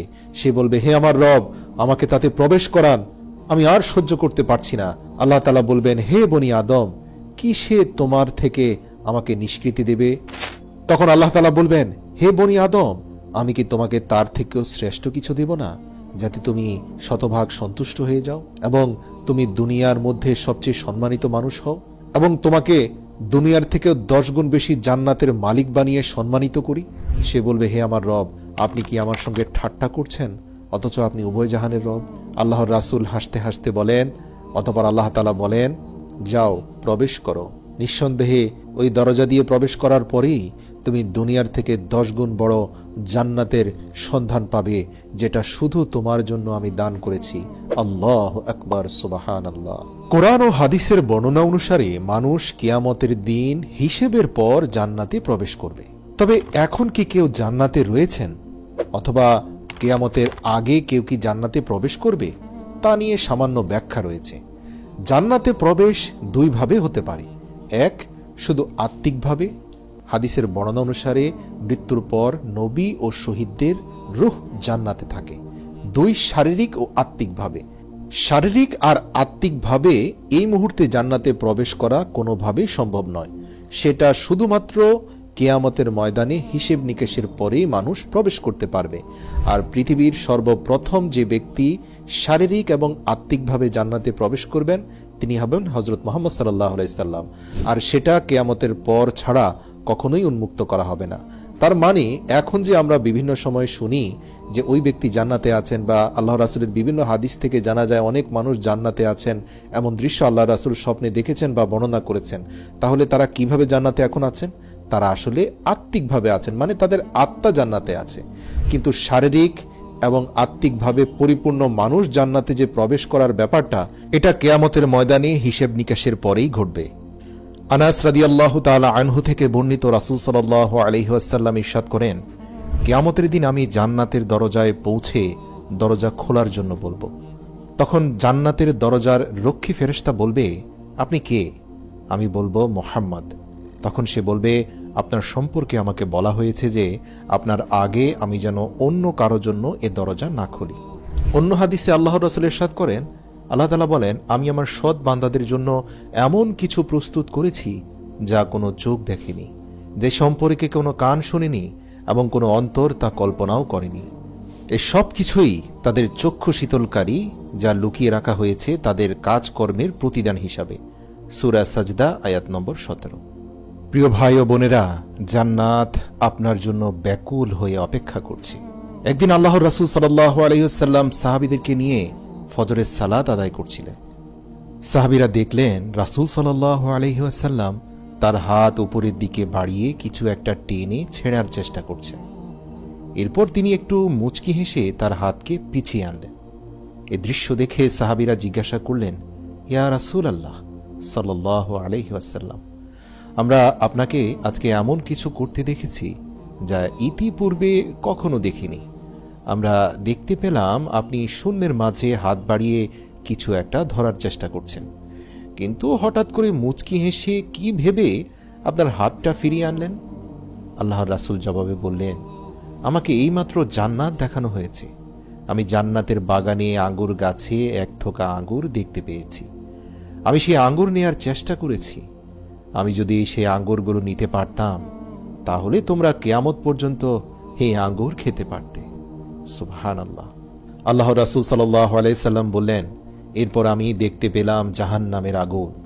তখন আমি আমার হাতকে পিছিয়ে আনি। প্রিয় মুসলিম ভাই ও বোনেরা, একবার কল্পনা করুন তো, যদি আমরা দুনিয়াতে বসে আমাদের চোখের সামনে জান্নাত এবং জাহান্নামকে দেখতে পেতাম, আমাদের মধ্যে কি পরিবর্তন আসতো। কিন্তু এটা দেখার বিষয় নয়, এটা আসলে উপলব্ধি করার বিষয়। আল্লাহর রাসূল সাল্লাল্লাহু আলাইহি ওয়াসাল্লাম বলেন, নিশ্চয়ই জান্নাত তোমাদের জন্য তোমাদের জুতার ফিতার চেয়েও নিকটবর্তী এবং জাহান্নামও ঠিক একই রকম নিকটবর্তী। প্রিয় দর্শক, জান্নাত আপনার সামনেই রয়েছে, কিন্তু আপনি যদি আত্মিকভাবে এখনই জান্নাতে প্রবেশ না করেন, তাহলে এর দরজা আপনার জন্য হয়তো চিরতরে বন্ধ হয়ে যেতে পারে, যা আর কখনো খুলবে না। প্রিয় মুসলিম ভাই বোনেরা, হযরত আবু হুরায়রা রাদিয়াল্লাহু হতে বর্ণিত আল্লাহর রাসূল সাল্লাল্লাহু আলাইহি ওয়াসাল্লাম বলেন, আল্লাহ তাআলা জান্নাত জাহান্নাম সৃষ্টি করার পর জিবরাইল আলাইহিস সালামকে বললেন, যাও জান্নাতে গিয়ে দেখো আমি জান্নাতীদের জন্য যেসব নিয়ামত সৃষ্টি করে রেখেছি, তুমি সেগুলো দেখে এসো। জিবরাইল আলাইহিস সালাম জান্নাতে গিয়ে আল্লাহ তাআলার সৃষ্টিকৃত সমস্ত কিছু দেখলেন এবং আল্লাহর নিকট ফিরে এসে বললেন, আপনার সম্মানের শপথ, যে কেউ জান্নাতের সুখ স্বাচ্ছন্দ্য প্রসঙ্গে শুনবে, সেই তাতে প্রবেশের চেষ্টা করবে। তারপর আল্লাহর আদেশে দুঃখ, কষ্ট, মুসিবত দ্বারা জান্নাতকে ঘিরে দেয়া হলো। আল্লাহ জিবরাইল আলাইহিস সালামকে পুনরায় বললেন, তুমি আবার জান্নাতে প্রবেশ করো এবং জান্নাতীদের জন্য আমার তৈরিকৃত সামগ্রী দেখে এসো। রাসূল সাল্লাল্লাহু আলাইহি সাল্লাম বললেন, তারপর তিনি সেখানে ফিরে গিয়ে দেখতে পেলেন যে তা কষ্ট ও মুসিবতের বস্তু দ্বারা ঘেরাও করে রাখা হয়েছে। তিনি আল্লাহ তাআলার নিকট ফিরে এসে বললেন, আপনার সম্মানের শপথ, আমার ভয় হচ্ছে যে এতে কোনো ব্যক্তি যেতে পারবে না। আমার মনে হয় না কারো পক্ষে এই কঠিন জান্নাতে পৌঁছানো সম্ভব। এবার আল্লাহ তাআলা তাকে বললেন, আমি জাহান্নাম এবং জাহান্নামীদের জন্য যে আযাব তৈরি করে রেখেছি, তুমি গিয়ে তা দেখে এসো। তিনি সেখানে গিয়ে দেখতে পেলেন যে এর একাংশ অন্য অংশের উপর চড়াও হচ্ছে, একটি অন্যটিকে গ্রাস করছে। তিনি তা দেখার পর আল্লাহ তাআলার সামনে ফিরে এসে বললেন, আপনার সম্মানের শপথ, যে ব্যক্তি এর বর্ণনা শুনবে সে এতে প্রবেশ করবে না। তারপর আল্লাহর নির্দেশে জাহান্নামকে লোভ, লালসা এবং চোখের আকর্ষণীয় বস্তু দ্বারা ঘিরে ফেলা হলো। এরপর জিবরাইল আলাইহিস সালামকে আল্লাহ বললেন, তুমি এবার সেখানে যাও এবং দেখে এসো। জিবরাইল আমিন সেখানে আবারও গেলেন এবং ফিরে এসে বললেন, আপনার সম্মানের কসম, আমার তো ধারণা হচ্ছে যে কেউই এই জাহান্নাম থেকে মুক্তি পাবে না, কারণ এটাকে এত চাকচিক্য দিয়ে দুনিয়াতে আকর্ষণীয় করা হয়েছে। আল্লাহু আকবার। হাদিসটি সুনানে আন-নাসাই, তিরমিজি ও আবু দাউদে বর্ণিত রয়েছে। এরপর আল্লাহ তাআলা জান্নাতকে আদেশ করলেন, এই জান্নাত তুমি বলো। তখন জান্নাত বলল, মুমিনগণ সফল হয়ে গেছে। সূরা মুমিনুনের 1 নম্বর আয়াত। অতঃপর জিবরাইল আলাইহিস সালাম সহ সকল ফেরেশতাগণ জান্নাতের উদ্দেশ্যে জবাব দিয়ে বললেন, তুমি ধন্য, কারণ তুমি হচ্ছ রাজাদের আবাসস্থল। তবে এখানে দুনিয়া রাজা বাদশাদেরকে বোঝানো হয়নি, ঈমানদারদের বোঝানো হয়েছে, যারা ঈমানের রাজ্যে রাজা, একনিষ্ঠ আনুগত্যের মাধ্যমে এক এবং অদ্বিতীয় খোদাকে যারা খুশি করতে পেরেছে, তারাই প্রকৃত রাজা এবং তারাই প্রকৃত রানী হয়ে এই জান্নাতে প্রবেশ করবে। একদা জান্নাত এবং জাহান্নাম আল্লাহ তাআলাকে জিজ্ঞেস করেছিল। জান্নাত বলল, হে আমার প্রভু, কেন আমার মধ্যে শুধুমাত্র দুর্বল এবং নিঃস্ব লোকেরা প্রবেশ করবে? এবং জাহান্নাম বলল, হে আমার প্রভু, আমার ভেতরে কেন শুধুমাত্র অহংকারী এবং দাম্ভিক শক্তিশালী লোকেরা প্রবেশ করবে? আল্লাহ তাআলা জান্নাতকে বললেন, হে জান্নাত, তুমি হচ্ছ আমার দয়া ও রহমত। আমি যাদেরকে আমার দয়া এবং রহমত প্রদর্শন করতে চাই, তাদেরকে আমি তোমার মাধ্যমে তা দেখাবো। এরপর আল্লাহ তাআলা জাহান্নামকে উদ্দেশ্য করে বললেন, হে জাহান্নাম, তুই হচ্ছিস আমার ক্রোধ এবং শাস্তি। আমি যাকে শাস্তি দিতে চাই তাকে তোর মাধ্যমে শাস্তি দেব। প্রিয় দর্শক, এখন জান্নাত এবং জাহান্নাম উভয়ে অধীর আগ্রহে সেই দিনের জন্য অপেক্ষা করছে। এবং আপনি যখন তাদের উভয়কে নিয়ে কোনো দোয়া করেন, তখন জান্নাত এবং জাহান্নাম উভয়ে সাড়া দেয়। আল্লাহর রাসূল সাল্লাল্লাহু আলাইহি ওয়াসাল্লাম বলেন, এমন কোনো দিন নেই যেদিন জান্নাত এবং জাহান্নাম উভয় আল্লাহ তাআলার কাছে তাদের অধিবাসী যারা হবে তাদের বিষয়ে প্রশ্ন না করে। জান্নাত বলে, হে আমার রব, আমার বাগানের ফলগুলো পেকে গিয়েছে, আমার নদীগুলো প্রবাহিত হচ্ছে, আমি আমার বন্ধুদের জন্য আর অপেক্ষা করতে পারছি না, আমার বাসিন্দাদেরকে তাড়াতাড়ি আমার কাছে প্রেরণ করুন। জাহান্নাম বলে, হে আমার প্রভু, আমার উত্তাপ অত্যন্ত তীব্র হয়ে উঠেছে, আমার গভীরতা আরো বৃদ্ধি পেয়েছে এবং আমার অগ্নিশিখা প্রচণ্ড ক্রোধে ফেটে যাচ্ছে, তাই আমার লোকদেরকে দ্রুত আমার কাছে নিয়ে আসুন। আল্লাহ তাআলা আমাদেরকে জান্নাতীদের মধ্যে শামিল করুক, আমিন। প্রিয় মুসলিম ভাই ও বোনেরা, আল্লাহ তাআলার দয়ার কথা একবার চিন্তা করুন। যখন জান্নাত এবং জাহান্নাম তারা উভয়ে কথা বলে, তখন তারা উভয়ে ঈমানদারদের জন্য কল্যাণকর দোয়া করে, তারা উভয়ে ন্যাক আমলকারীদের জন্য দোয়া করে। আল্লাহর রাসূল সাল্লাল্লাহু আলাইহি সাল্লাম বলেন, যখনই কোনো মুমিন ব্যক্তি আল্লাহর কাছে 3 বার জান্নাত চেয়ে দোয়া করে, তখন জান্নাত সাড়া দিয়ে বলে, হে আল্লাহ, তাকে জান্নাতে প্রবেশ করান। আর কোনো মুমিন যখনই 3 বার জাহান্নামের আগুন থেকে আশ্রয় চায়, তখন জাহান্নাম বলে, হে আল্লাহ, তাকে জাহান্নামের হাত থেকে রক্ষা করুন। অতএব জান্নাত এবং জাহান্নাম উভয়ে আপনার জন্য কল্যাণের দোয়া করে, তবে জান্নাত আপনার জন্য প্রস্তুত হয়ে অপেক্ষা করছে। হযরত উবাই ইবনে কাব রাদিয়াল্লাহু বলেন, সাধারণত প্রত্যেক সময় যখনই আল্লাহ তাআলা জান্নাতের দিকে তাকান, আল্লাহ তাআলা জান্নাতকে বলেন, তুমি নিজেকে তোমার অধিবাসীদের জন্য সুসজ্জিত করো। এবং জান্নাত প্রতিটি মুহূর্তে নিজের সৌন্দর্য বৃদ্ধি করে চলেছে এবং এটা চলতেই থাকবে যতক্ষণ পর্যন্ত না মুমিন বান্দারা এর মধ্যে প্রবেশ করবে। সুপ্রিয় দর্শক, আপনারা কি জানেন জান্নাতও রমজান মাসকে পছন্দ করে? এটি তার প্রিয় মাস। আল্লাহ রাসূল সাল্লাল্লাহু আলাইহি সাল্লাম বলেন, যখন রমজান মাস আসে, জান্নাতের দরজাসমূহ খুলে দেওয়া হয় এবং জাহান্নামের দরজাগুলো বন্ধ করে দেওয়া হয় এবং শয়তানকে শিকলে শৃঙ্খলাবদ্ধ করা হয়। মহিমান্বিত এই রমজান মাসের একটি রাতও এমন অতিবাহিত হয় না যখন জান্নাতের দরজাগুলো প্রশস্ত হয়, আর আল্লাহ আপনার জন্য জান্নাতকে আরও সুন্দর করে দেন এবং সে আপনাকে প্রার্থনা জানানোর জন্য অধীর আগ্রহে অপেক্ষা করছে। প্রিয় মুসলিম ভাই ও বোনেরা, কিন্তু আমরা নিজেরা জান্নাতে প্রবেশের জন্য কতটা অধীর আগ্রহ নিয়ে অপেক্ষা করছি?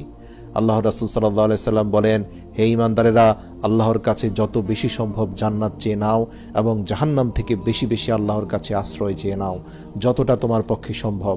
প্রিয় দর্শক, জান্নাত অনুসন্ধানকারী বান্দারা কখনো ঘুমিয়ে থাকতে পারে না এবং জাহান্নামের আগুন থেকে যারা বাঁচতে চায় তারাও ঘুমিয়ে থাকতে পারে না। আল্লাহর রাসূল সাল্লাল্লাহু আলাইহি সাল্লাম আরও বলেন, পরকালের জীবন দুঃখ কষ্ট দিয়ে ঘেরা এবং এই দুনিয়া হচ্ছে আনন্দ আর ভোগ বিলাসে পরিপূর্ণ। কিন্তু আপনি যদি জান্নাতের সুখ শান্তি এবং নিয়ামত সম্পর্কে জানতেন, তাহলে কি এই দুনিয়ার কোনো আনন্দ বা বেদনা আপনার জান্নাতের পথে বাধা হয়ে দাঁড়াবে? দর্শক, মনে করুন সেই কথা যখন আল্লাহ রাসূল সাল্লাল্লাহু আলাইহি সাল্লাম তার হাত বাড়িয়েছিলেন জান্নাতের বাগান থেকে আঙ্গুরের থোকা নেয়ার জন্য। কল্পনা করুন আপনি যদি ফেরাউনের স্ত্রী আসিয়ার মতো হতেন, যখন তিনি উপরের দিকে তাকালেন এবং জান্নাতে তিনি তার জন্য নির্মিত পুরো প্রাসাদটি দেখতে পান, তখন ফেরাউনের নির্মম অত্যাচারও তার মুখ থেকে হাসি কেড়ে নিতে পারেনি। কিন্তু আপনার নিজেকে জান্নাতে দেখার আগে আপনাকে এটা আপনার অন্তরে গভীরভাবে অনুভব করতে হবে এবং আপনাকে আপনার সত্তার প্রতিটি বিন্দু দিয়ে এটির জন্য সংগ্রাম করতে হবে। আল্লাহ তাআলা আমাদেরকে জান্নাতের মেহমান হিসাবে কবুল করুন, আমিন। আসুন, জান্নাতের প্রথম ধাপ দুনিয়ার বুকে, সেটা হচ্ছে ইস্তেগফারের মাধ্যমে নিজেকে পরিশুদ্ধ করা এবং ভবিষ্যৎ জীবনে কোনো গুনাহ করব না, এই মর্মে আল্লাহকে প্রতিশ্রুতি দেওয়া। আসুন আমরা সেই দোয়াটি পড়ি, যেই দোয়াটি পড়ার মাধ্যমে হযরত আদম আলাইহিস সালাম তার জান্নাতে করা গুনাহ থেকে আল্লাহ পাকের কাছে ক্ষমা পেয়েছিলেন এবং যেই দোয়াটি আল্লাহ তাআলা কোরআনে উল্লেখ করে বলে দিয়েছেন এই দোয়ার মাধ্যমে আদম ক্ষমা পেয়েছে, সুতরাং হে আমার বান্দারা তোমরাও ক্ষমা চাও। আসুন সবাই পড়ি, রব্বানা যালামনা আনফুসানা ওয়া ইল্লাম তাগফির লানা ওয়া তারহামনা লানাকুনান্না মিনাল খাসিরিন। হে প্রভু, আমরা নিজেদের উপর জুলুম করেছি, আমরা নিজেদের নফসের গোলামি করেছি, আমাদের আত্মা কলুষিত হয়েছে। হে আমার রব, আপনি দয়াময় মেহেরবান, আপনি আমাদের ক্ষমা করে দিন, আমাদেরকে পরিশুদ্ধ করে দিন, আমাদের নফসকে আপনি পরিষ্কার পরিশুদ্ধ করে দিন, আমাদের অতীত জীবনের সকল গুনাহ মাফ করে দেন। হে রব, আমাদেরকে ভবিষ্যতে আপনি সরল সঠিক অবিচল পথের উপরে আমাদেরকে প্রতিষ্ঠিত রাখুন, আমাদের ধৈর্য ধারণ করার তৌফিক দান করুন। মৃত্যুর আগের দিন পর্যন্ত আপনি আমাদের এই ধৈর্যকে বিস্তৃত করে দিন। আমা তাওফিক ইল্লা বিল্লাহ। অপূর্ব একটা ভিডিও, মানে এত সুন্দরভাবে বর্ণনা করেছে যে কিয়ামতের সময় কি কি ঘটবে এবং তারপরে যে পুনরুত্থান সেই বিষয়টাও, আর সেরকম বিভৎস জিনিস যেগুলো ঘটবে, মানে এই জিনিসগুলো দেখে বা শুনেই যেন শিহরণ চলে আসে শরীরে, যে এই জিনিসগুলো হয়তো আমাদের সাথে না ঘটলেও এর পরের প্রজন্ম কি তারপরের প্রজন্ম কোনো না কোনো দিন এই দিনটা আসবেই। আর যে আলামতগুলো বলছিল সেগুলোর সাথে মেলালে তো আজকালকার দিনের জিনিসও মেলানো হয়ে যায়, মানে আজকালেও এই জিনিসগুলো ঘটছে, আকছার ঘটছে। মানে অপূর্ব সুন্দর একটা ভিডিওর সাক্ষী থাকলাম, মানে এত সুন্দর করে পুরো জিনিসটা বর্ণনা করা। আর মানে সেই পশ্চিম দিক থেকে সূর্য ওঠার থেকে শুরু করে ভূমিকম্প, সেই দক্ষিণ দিকের মৃদু হাওয়া যেটাতে ইমানদাররা কষ্ট পাবে কিন্তু অন্যান্য যারা আছে নাস্তিকরা তারা আনন্দ পাবে বা তারা আরাম পাবে। এই যে বর্ণনাগুলো সুন্দরভাবে, সেই ভূমিকম্পের বর্ণনা, প্রত্যেকটা জিনিস এত সুন্দর করে বর্ণনা করা ভিডিওটাতে, অপূর্ব সুন্দর একটা ভিডিও। মানে আমরা যদি এইটুকু চিন্তা করি যে এই দিনটা ফেস করতে হবে আমাদের সবাইকে একদিন না একদিন, সেই কিয়ামতে বা সেই ডে অফ জাজমেন্ট, মানে সেইটা চিন্তা করে আজকে যদি আমরা ভালো কাজগুলো করি পৃথিবীতে, মানে সেটার মতো ভালো জিনিস বোধহয় আর কিছু হবে না। অপূর্ব সুন্দর একটা ভিডিও, মানে বলে বর্ণনা করা যাবে না, এত সুন্দরভাবে জিনিসটা বর্ণনা করা হয়েছে। আশা করি এই ভিডিওটা আপনাদের সবার প্রচণ্ড ভালো লেগেছে। ভিডিওটা যদি আপনাদের ভালো লেগে থাকে একটা লাইক তো নিশ্চয়ই করবেন। ভালো লাগুক খারাপ লাগুক যে কোনো মতামত কমেন্ট বক্সে নিশ্চয়ই জানাবেন। আমাদের চ্যানেলটা সাবস্ক্রাইব না করলে প্লিজ প্লিজ প্লিজ সাবস্ক্রাইব করুন আর অনেক অনেক করে শেয়ার করুন। Thank you.